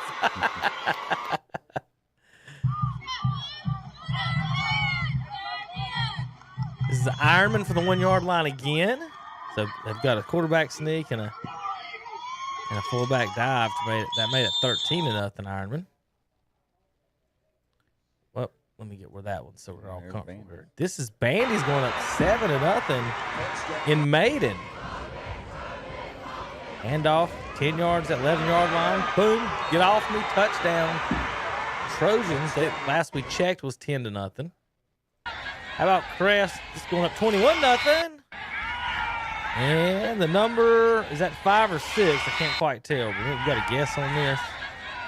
He backed up just in time. Nice pass from Husky. Dropped it right on the goal line. Like, if he don't catch that, it might actually hit the goal line. Yeah. Boom.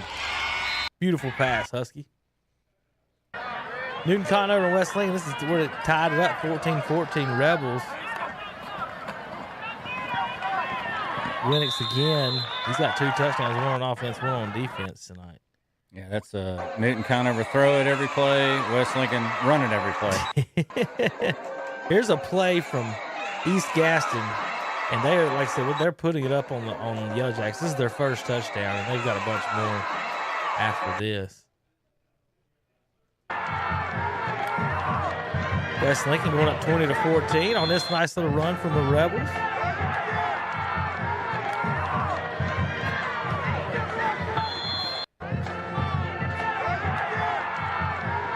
Whoop.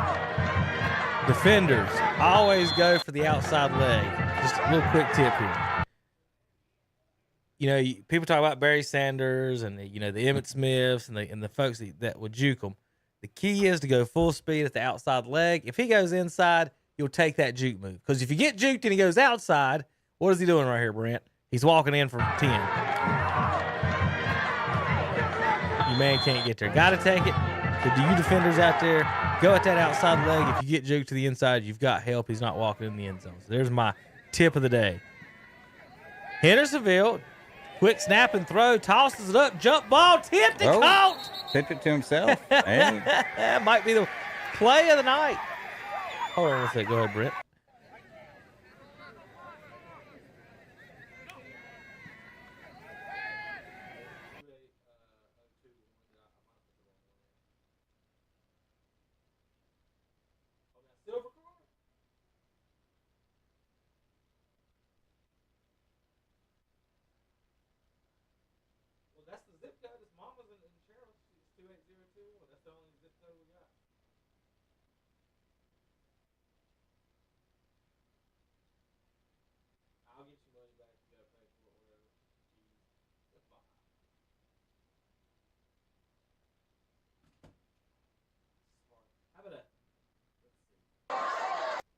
How about a 90-yard touchdown run here from Beston? This is the end of it.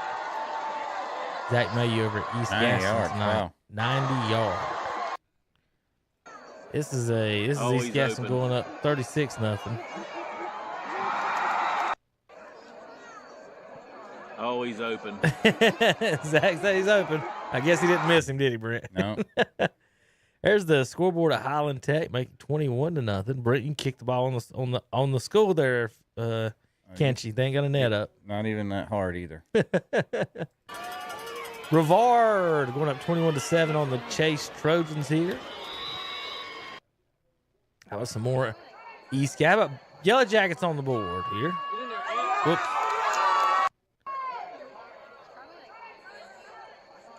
Handoff, left side. I'm guessing that's Anthony Smith. He's the main running back. I can't confirm, but this Newton Conover, this West Lincoln going up 26-14. Fake handoff on the inside, pitch it to the outside of the open wide receiver. I don't know, pretty good fake, Brett. The running back faked me out there for a sec. Touchdown Rebels. That made it 26-14 into the first half. I always love when the defenders are looking at each other like, where were you?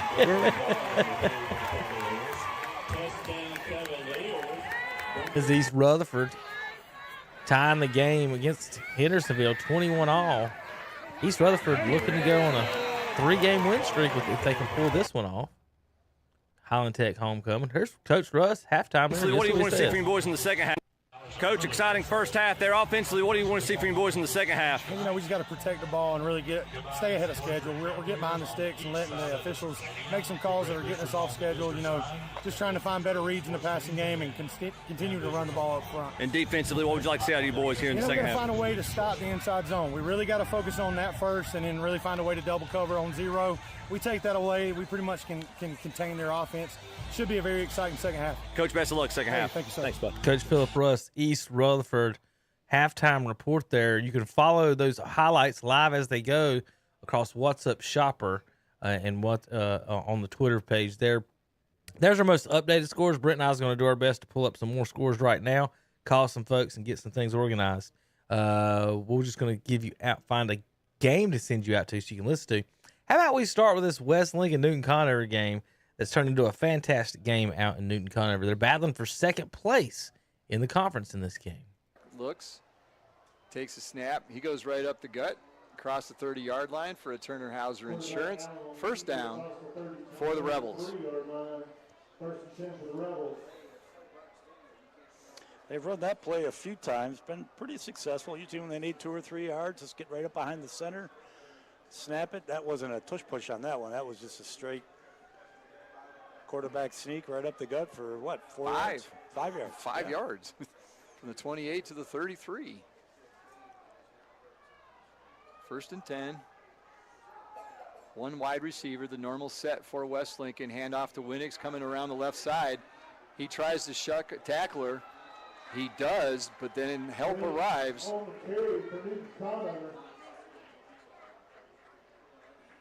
So Winnix carries the ball, and he's lucky to get back to the line of scrimmage on that one. That strung out pretty nicely. Yeah, if Newton Conover can get them going more east-west, got a better chance to stop some of these runs by West Lincoln. A good job there, making them go out left towards the sideline.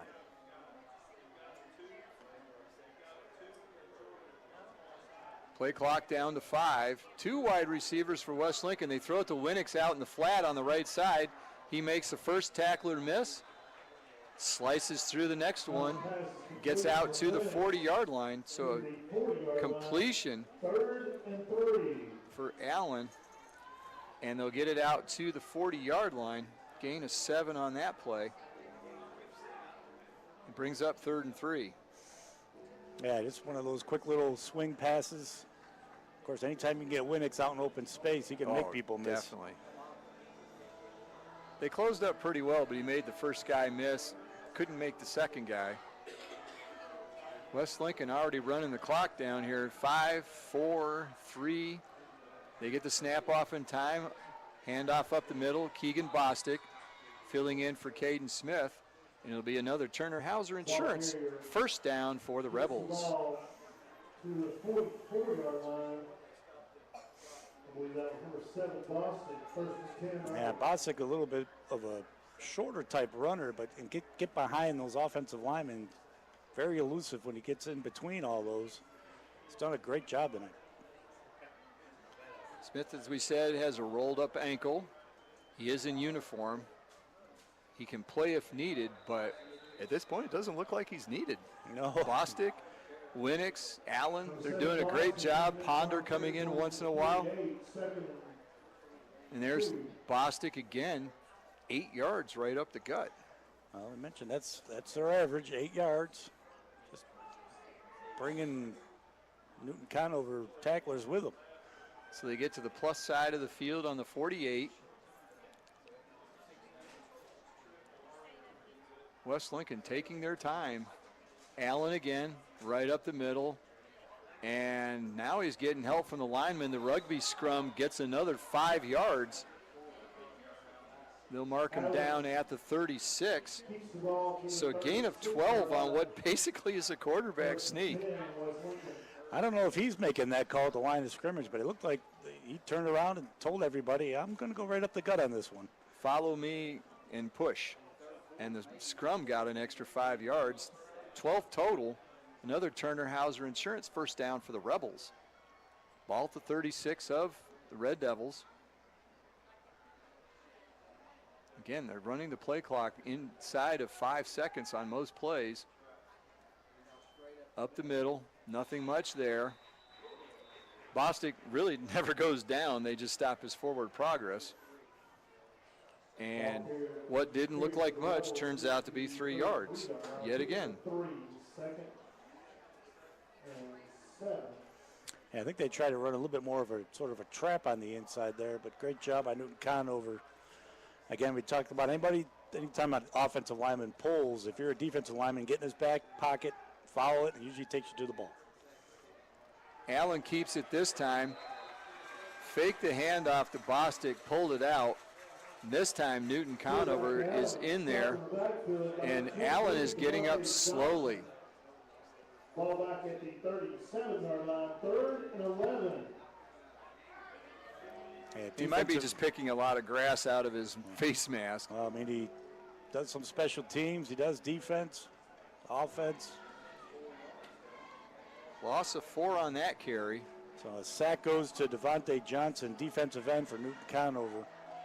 I think he was a little surprised because most of the time when he pulls it, he's had nobody on him. Allen back to pass. Pressure coming from the backside. He's sacked before he can get the pass off. Sacked by number 23, Devontae Johnson again. 2 great plays on that one. He was just unblocked. Yeah, unblocked off the right defensive side. I don't know if they thought Allen was going to maybe sprint a little bit more out on that rollout. He kind of took his time, and he was able to get him from behind. So 2 straight losses, 4 yards and 7 yards. And I guess as a penalty for that, they're going to make Allen punt too.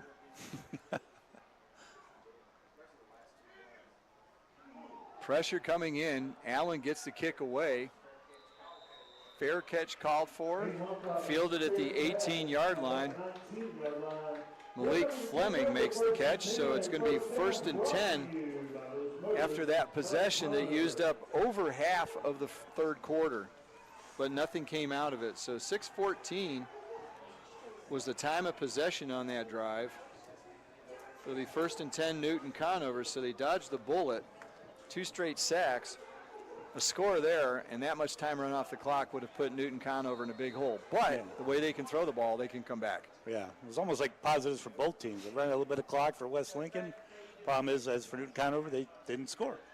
Okoro, handoff, goes over the right side. He's wrestled down finally at the 25-yard line. Gain of 6.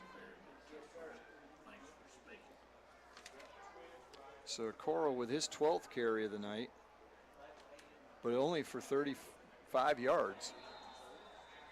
Okoro again. So he loses yardage back to the 21.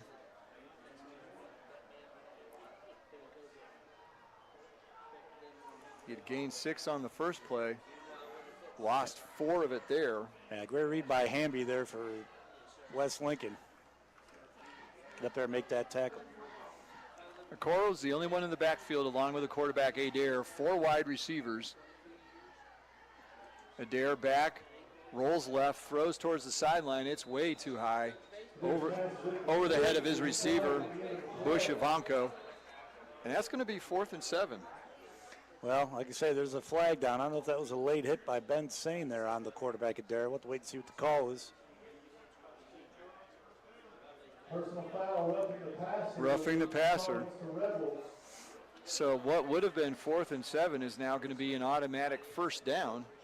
Turner Hauser Insurance penalty first down, but a first down nevertheless.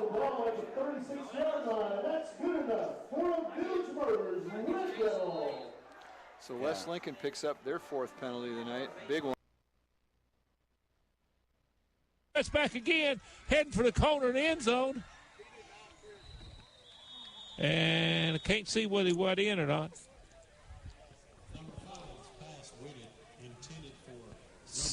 So the pass was intended for number 4, but intercepted by Josh Ward, and he takes it down close to the, I can't see where he went out of bounds, Danny. It's on the left-hand corner over here. I'm guessing about the 8 or 10-yard line. Ken. Yeah, he's around the 10-yard line. We've got a penalty, Ken.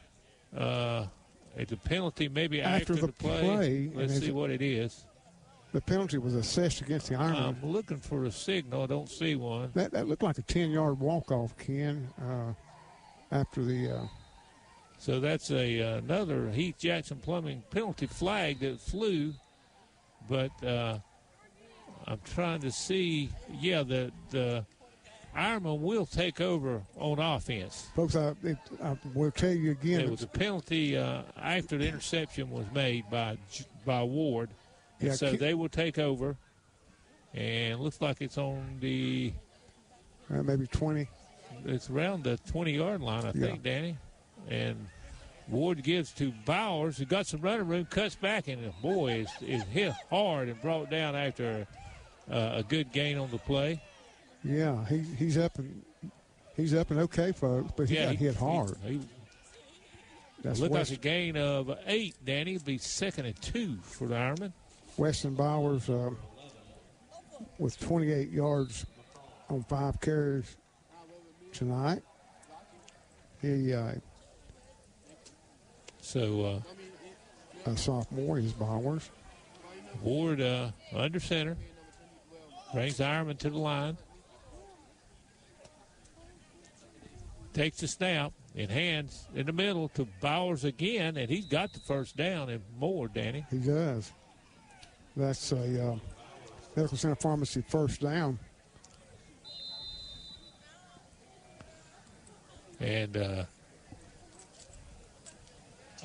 they're marking it, so it must be outside the 10. I think it's on about the... Well, I'm trying to see by the markers exactly where it's at, folks. And again, I was just getting ready to tell everybody, Ken, that we are about 90 yards, 80 yards away from the actual play itself. I'm trying to see. Look like play bogged down. I don't know if someone took a timeout. I don't see a signal. Is there an injury? And finally, Cherville does take timeout. So we'll step away and be back after these messages. If you're ready to make the great escape. Got away from one defender, but he didn't see the second train coming. And that was a big train. Martin, 5'9", but 240. Ooh. And Adair is only 160, so. And Martin's lining up at the nose. Timeout's going to be taken by the Red Devils. I don't know if it's him that is banged up, or they just need a timeout to catch their breath. So a timeout's taken by Newton Conover. 3:08 to go in the third quarter. We'll be back with more after this on the Lincoln County Game of the Week.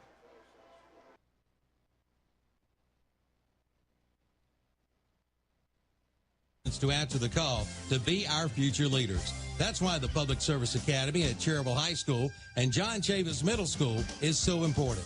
Visit the school website for more information, and thank you for supporting our great schools in Cherryville.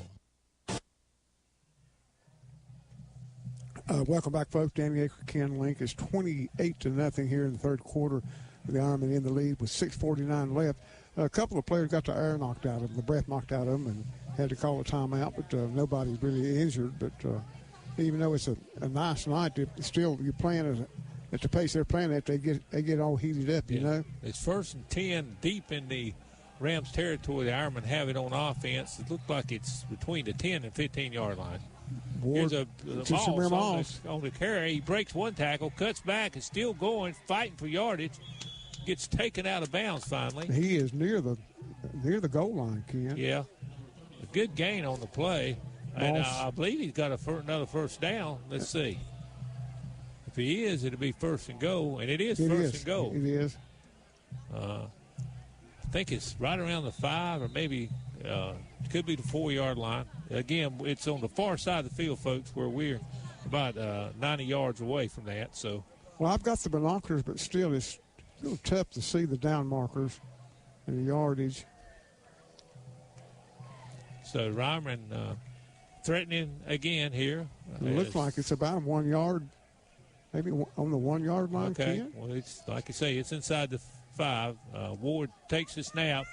He hands to Moss, and Moss is in close to the goal line. And let's see.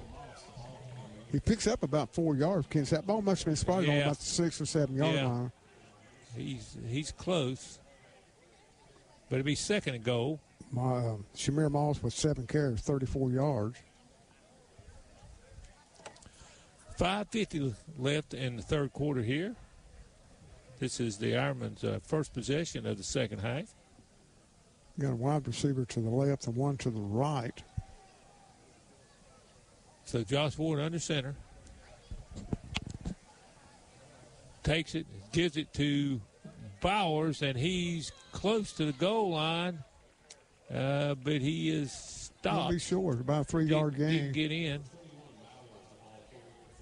So now it'll be 3rd down and goal. Clock running at 5 minutes and 10 seconds here in the third quarter. Ironman up 28-0 here on homecoming night at Highland Tech High School. So Ward brings him to the line of scrimmage, under center. He's going to take it and give to Bowers again, and this time he walks into the end zone. Weston Bowers. For another John Brown All-State touchdown for Cherville. That'll make it 34-0 pending the PAT try. That comes here in the third quarter with 4 minutes, 49 seconds left. Sophomore Bowers with a 2-yard run.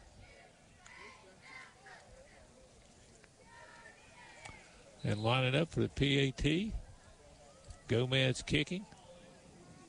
Here's the kick, and this one is no good. No good. So the Marburger Chrysler Jeep Dodge Ram PAT attempt is not good, but the Cherville jumps on top with a 34-0 lead on the No Malarkey, Mr. Sparky scoreboard.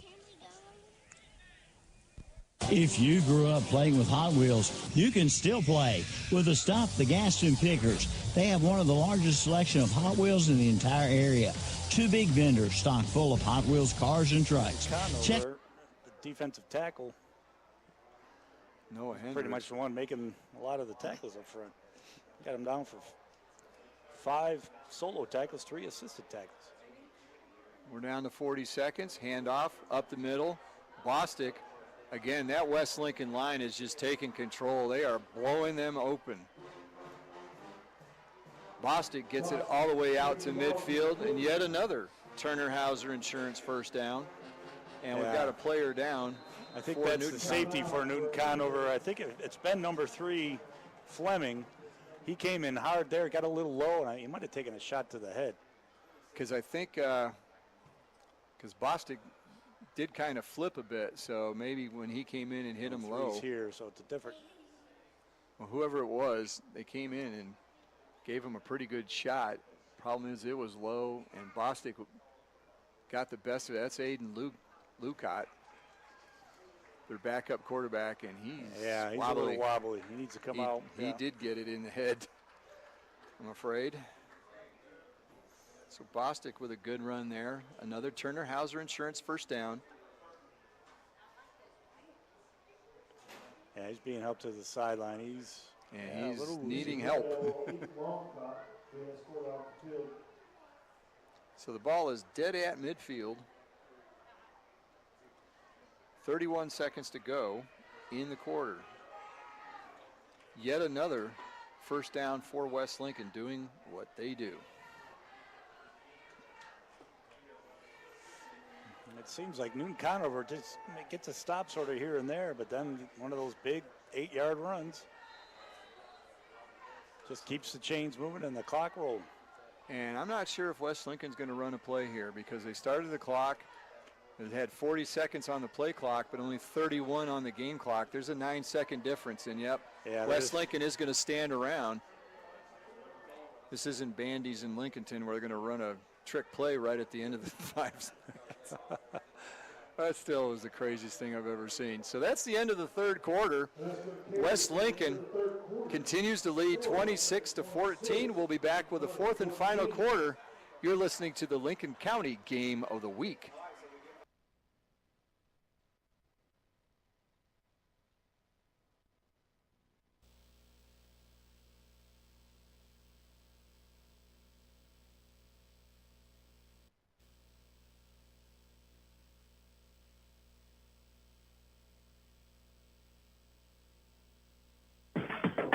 Triad Corrugated Metal in Lincoln is this area's headquarters for premium metal roofing and supply. And now just arrived, Square Cubing for metal carports and metal buildings. Give them a call at 980-429. I've never seen that. I've never seen that particular motion. I've never seen that symbol before. That's a new one to me too. It's a personal foul, and I think he called dead ball personal foul. If he did, that makes it 4th and 25.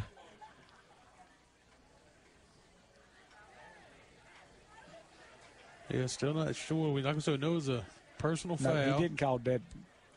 Well, it's a personal foul, funky chicken.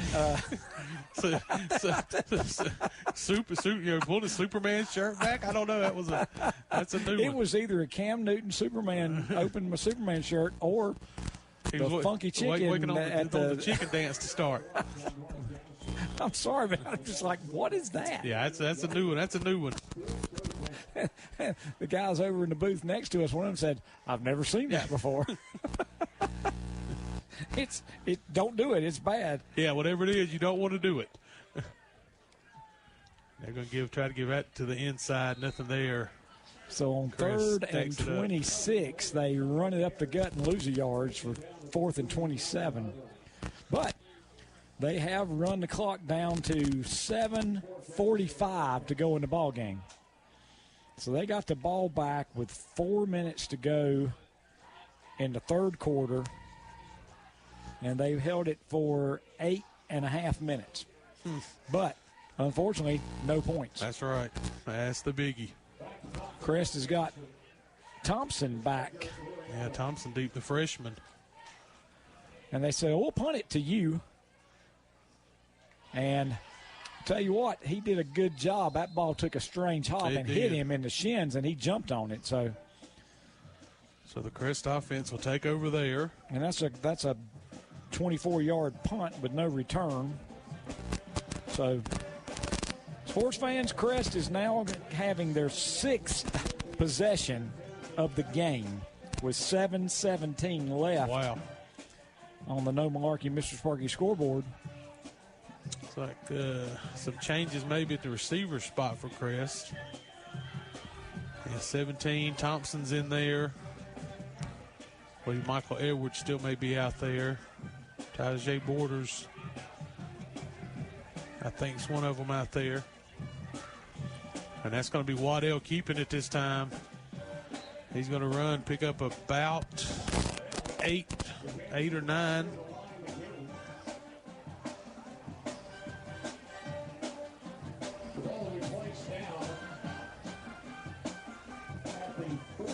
Yeah, so a pickup of about 9 there.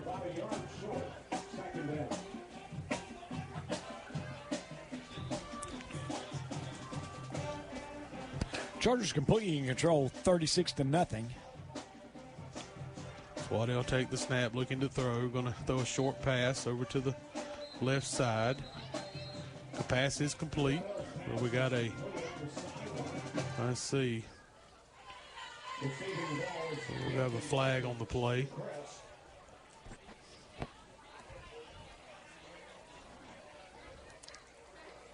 See what the discussion is. Was it offsides on the defense? I think it was, and Crest declined it. Crest takes the result of the play, first down. So it'll be 1st and 10 here for the Chargers. Ball at their own 39-yard line. Yeah, I think that's Waddell back to pass, looking downfield. He's going to get sacked. Good job by the interior of that North Gaston defense. Was looking to throw it. Well, we haven't seen Husky hit many times this year. That's right. And on his last play at quarterback, he got one of the blockers shoved into him, led to an interception, and now an actual sack by North Gaston, an 8-yard loss.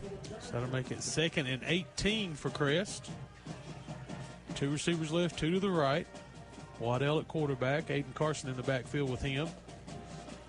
Thompson over here to his right side. I believe Tajay Borders as well over here. Michael Edwards over to the left.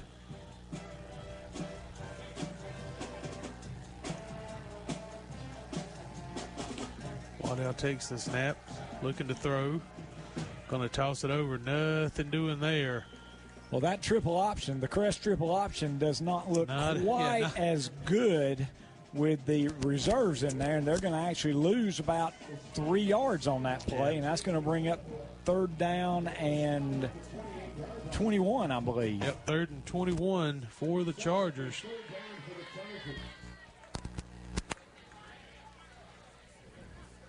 Yeah, definitely a series that's been going backwards for Crest here. Forest View leading Hunter Husk 12-7. Incredible. Waddell's going to keep it this time. He's going to take off around the left side, looking for blockers, keeps his foot. Going to get it up to about the 45-yard line. So a nice run there by Waddell. Yeah, he's going to pick up about 16 yards. And so now the question is Crest going to actually punt?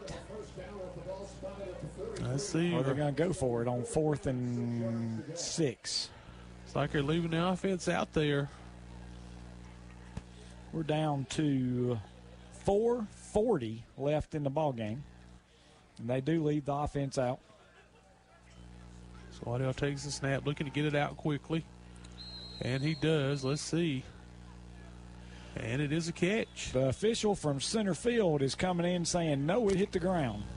So he was about 40 yards away, but he saw it hit the ground. So that'll be a turnover on downs there for the Chargers. Bring out North Gaston's offense back on the field. 4:27 to go in this ball game.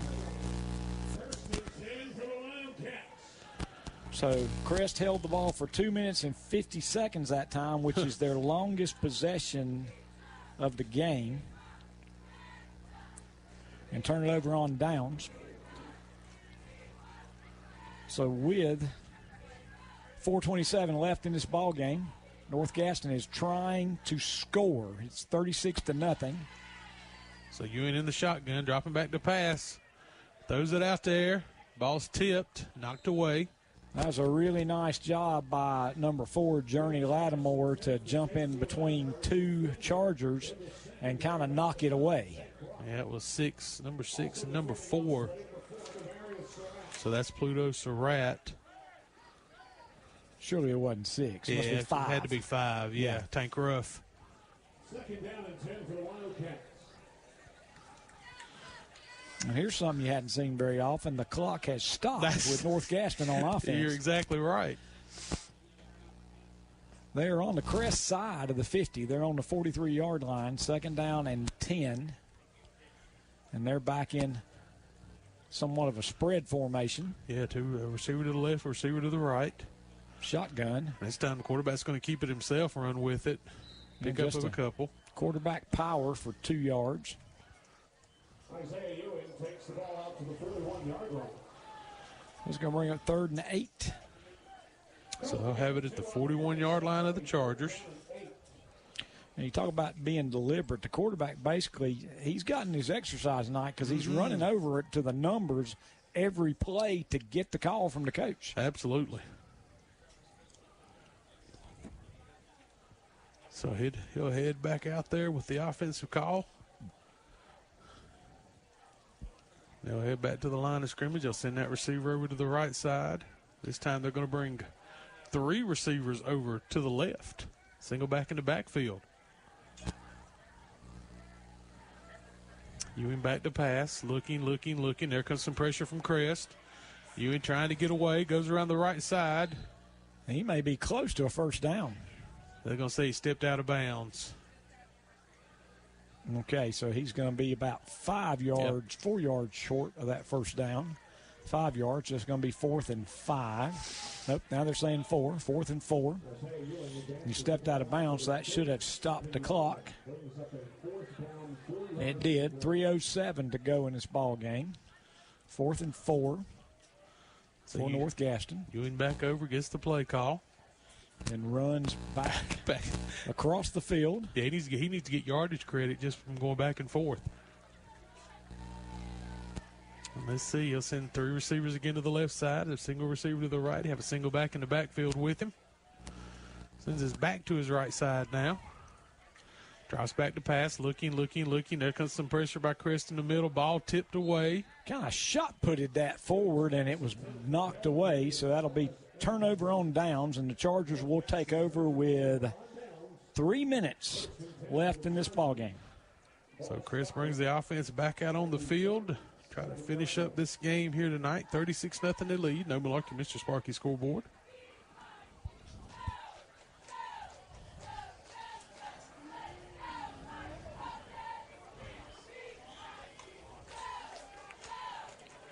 So Waddell again has checked in at quarterback. Trying to tell some changes maybe up front on the offensive line for the Chargers. Is that Waddell or is that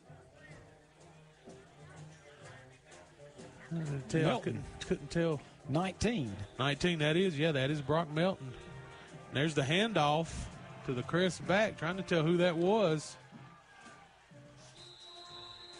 It's a nice run. There have been a lot of changes for Crest offensively. I think that's Mike Edwards? Mike Edwards checked into the backfield.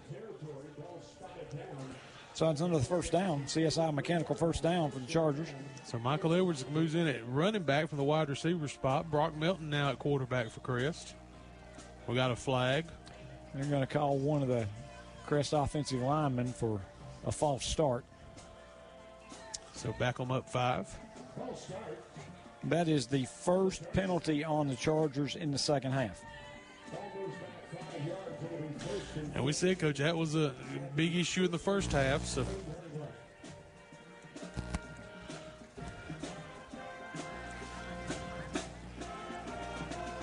Melton ready, takes a snap.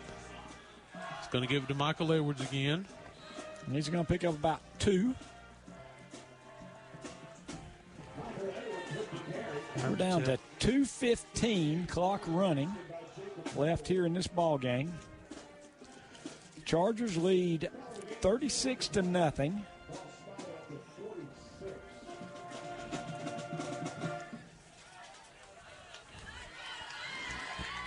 Getting a lot of changes on the Crest offense. Guys getting out there to play.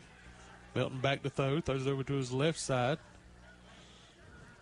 Going to get back to the original line of scrimmage. About a 4-yard gain on that one.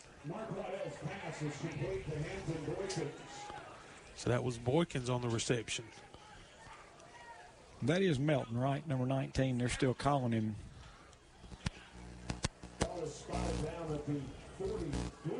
Yeah, it looks like 19 to me. And Waddell is 16, right? Yes. That's definitely a 19. Those numbers start to bunch. There's going to be another handoff to Edwards right to the middle of the field. He may take it all the way. Nope, he's going to be down after getting a first down now. So first down there for the Chargers. Good run there by Michael Edwards. So 1st and 10 for the Chargers.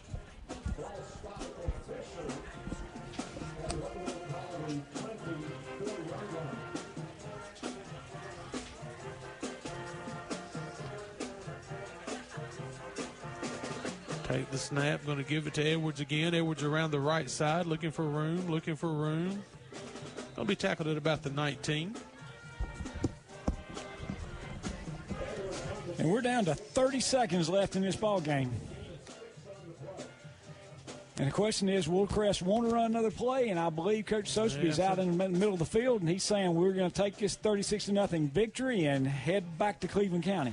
So the Chargers get to win 36-0 tonight over the North Gaston Wildcats. We're going to take a break. When we come back, we'll be in our Stadium postgame show brought to you by Stamey Funeral Home of Falston.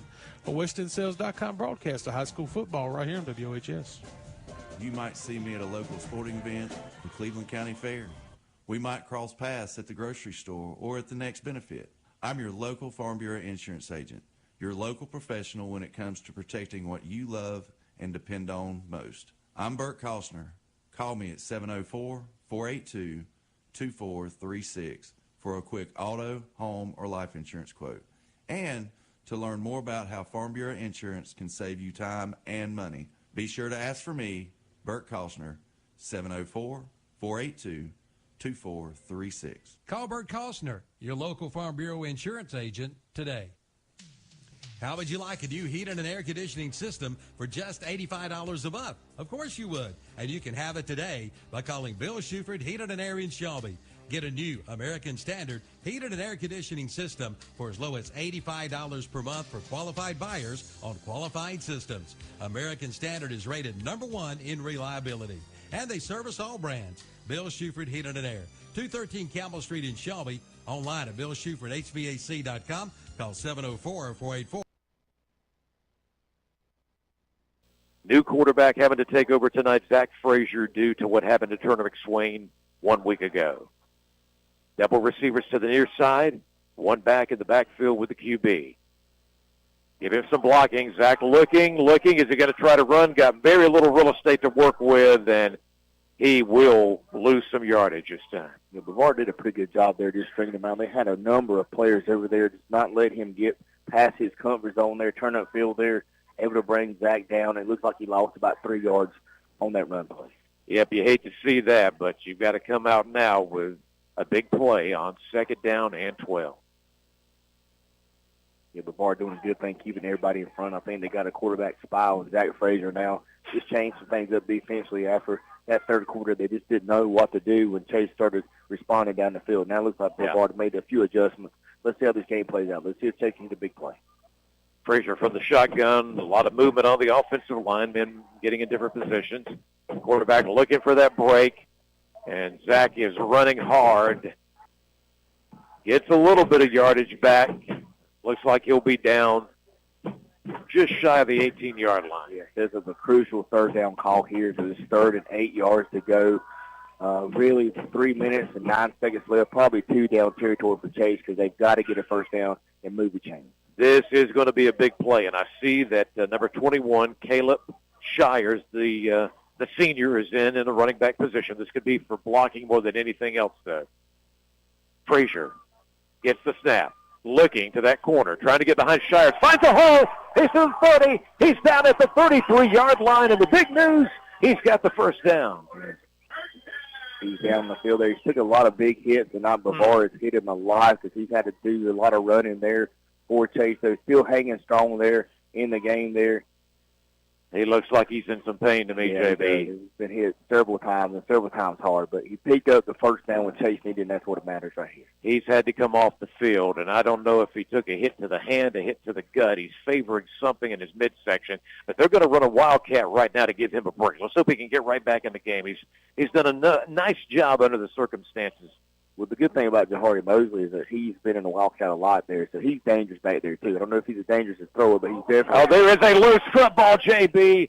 And this could wrap things up. Jahari did not get his hands on the ball, and unbelievable Brevard has got the football. Yeah, it looks like Brevard does have the football with just over 2 minutes to go in this game there. That could be the play that seals it for the Blue Devils tonight. You hate to see that, and all because Zach Frazier took a nasty hit at the end of his run a while ago that gave them a first down. My goodness. Yeah, it just looked like something the center, the quarterback exchange there was not able to occur there. Now Bavard in excellent field position with time. Got 2 minutes left in this fourth quarter. Just going to try to run out the clock on Chase.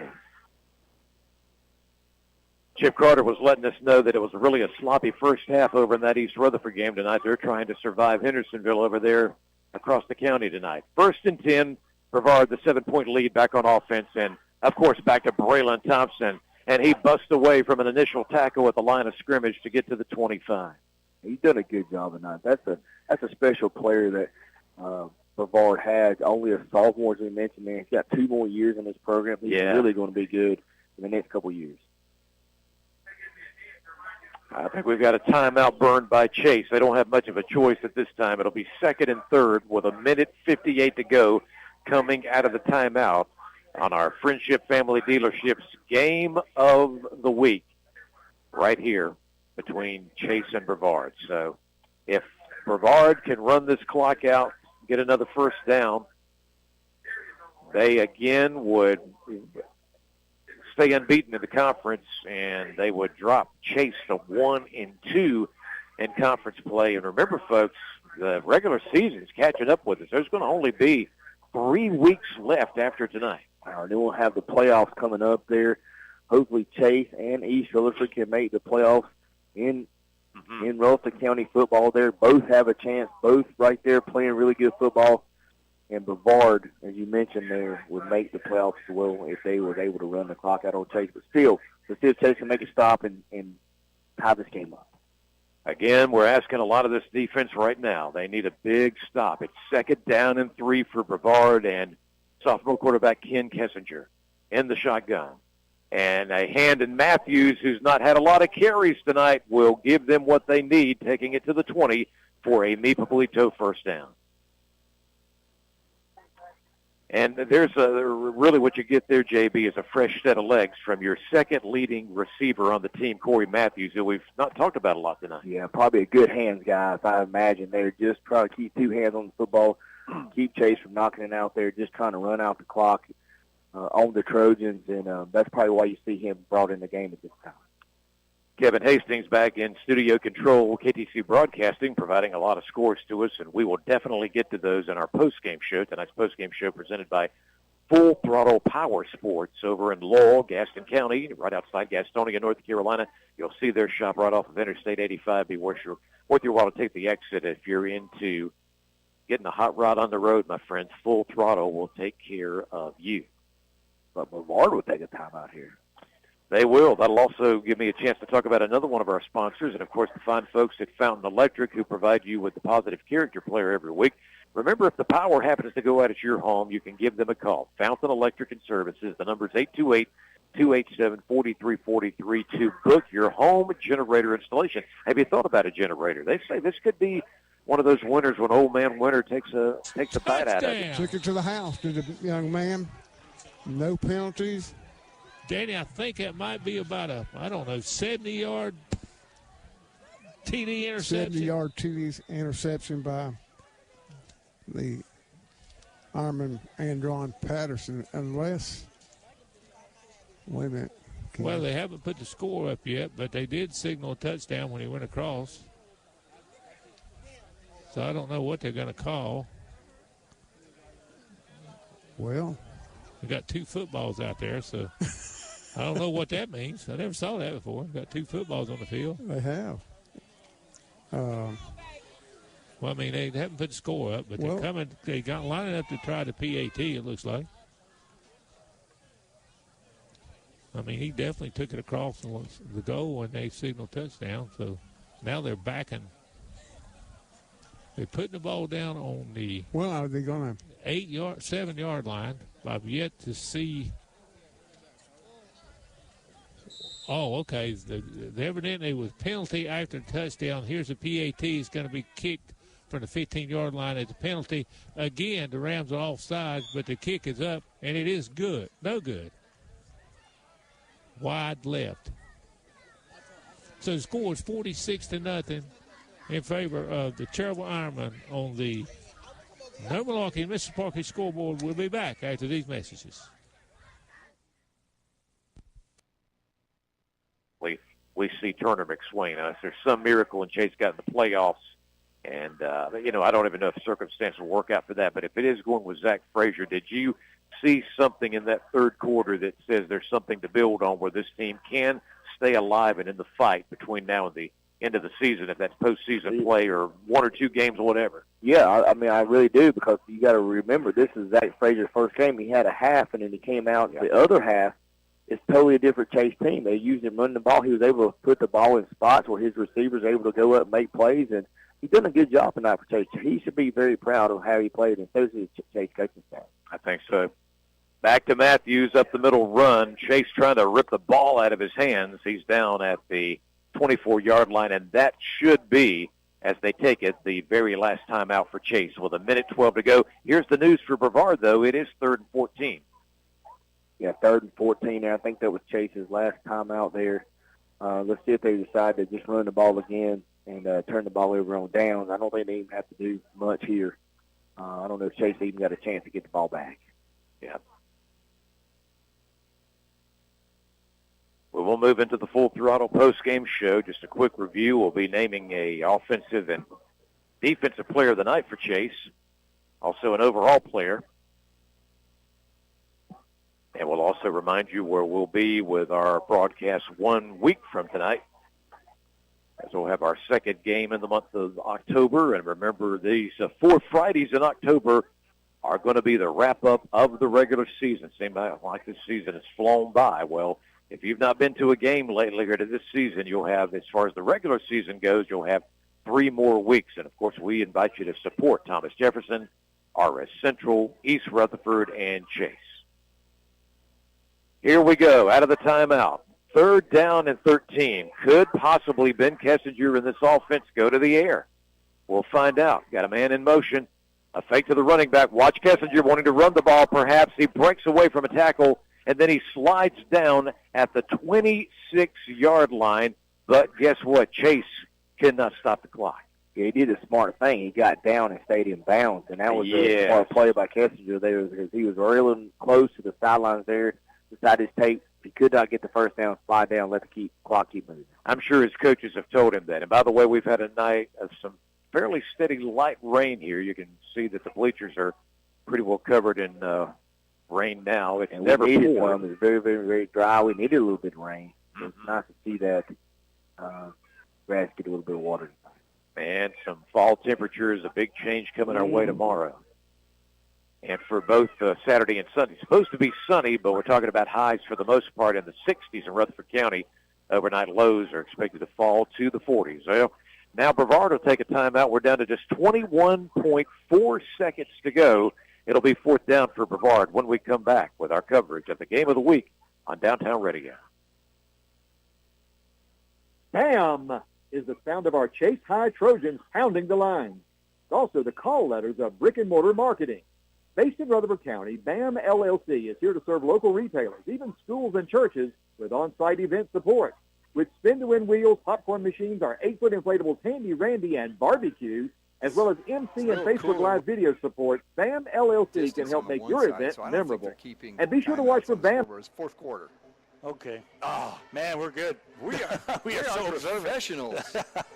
Oh, my goodness. That's embarrassing, Scott. Oh, yes, it is. Yes, it is. That is thoroughly embarrassing. Broadcast for us, broadcast. I blame it on the scoreboard. Yeah, I know. Well, it's not lit up real well. It's tough to see. We'll blame that. The numbers show up fine, but you can't see what's around it. That's my story, and I'm sticking to it. Oh, that's okay. We send Forrest Gump to do the game. Gain of 3 on that play, so 2nd and 7. Newton Conover took a timeout. All right, folks, we're going to end the Red Zone channel here. That West Lincoln Newton Conover game, you can listen on the LincolnCounty.com game of the week on YouTube. Go to YouTube, West Lincoln at Newton Conover. Brevard at Chase, WAGYFM.com. You can find the links to get to both of those games at KTCBroadcasting.com. The black scores of the finals: Burns wins, Lincoln wins, North Lincoln wins, and Community School of Davidson wins as well. Those are finals. We're going to have some more coming up.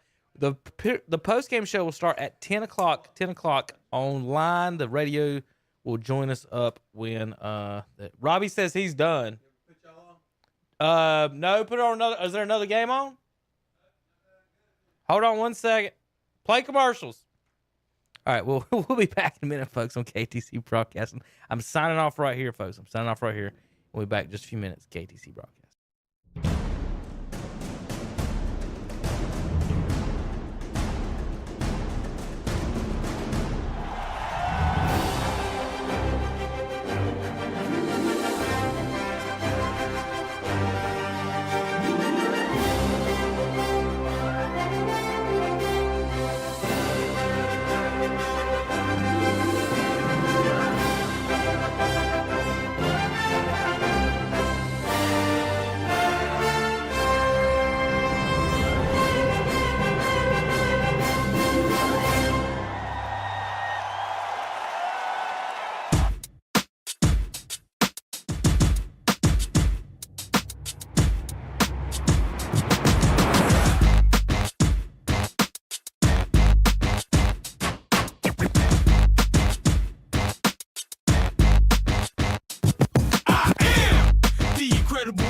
only do things incredible can. Cause I am the seed of a chosen breed. You don't see too many like me. Cause I am one of the reasons you do what you do when you wanna be me instead of you. Cause I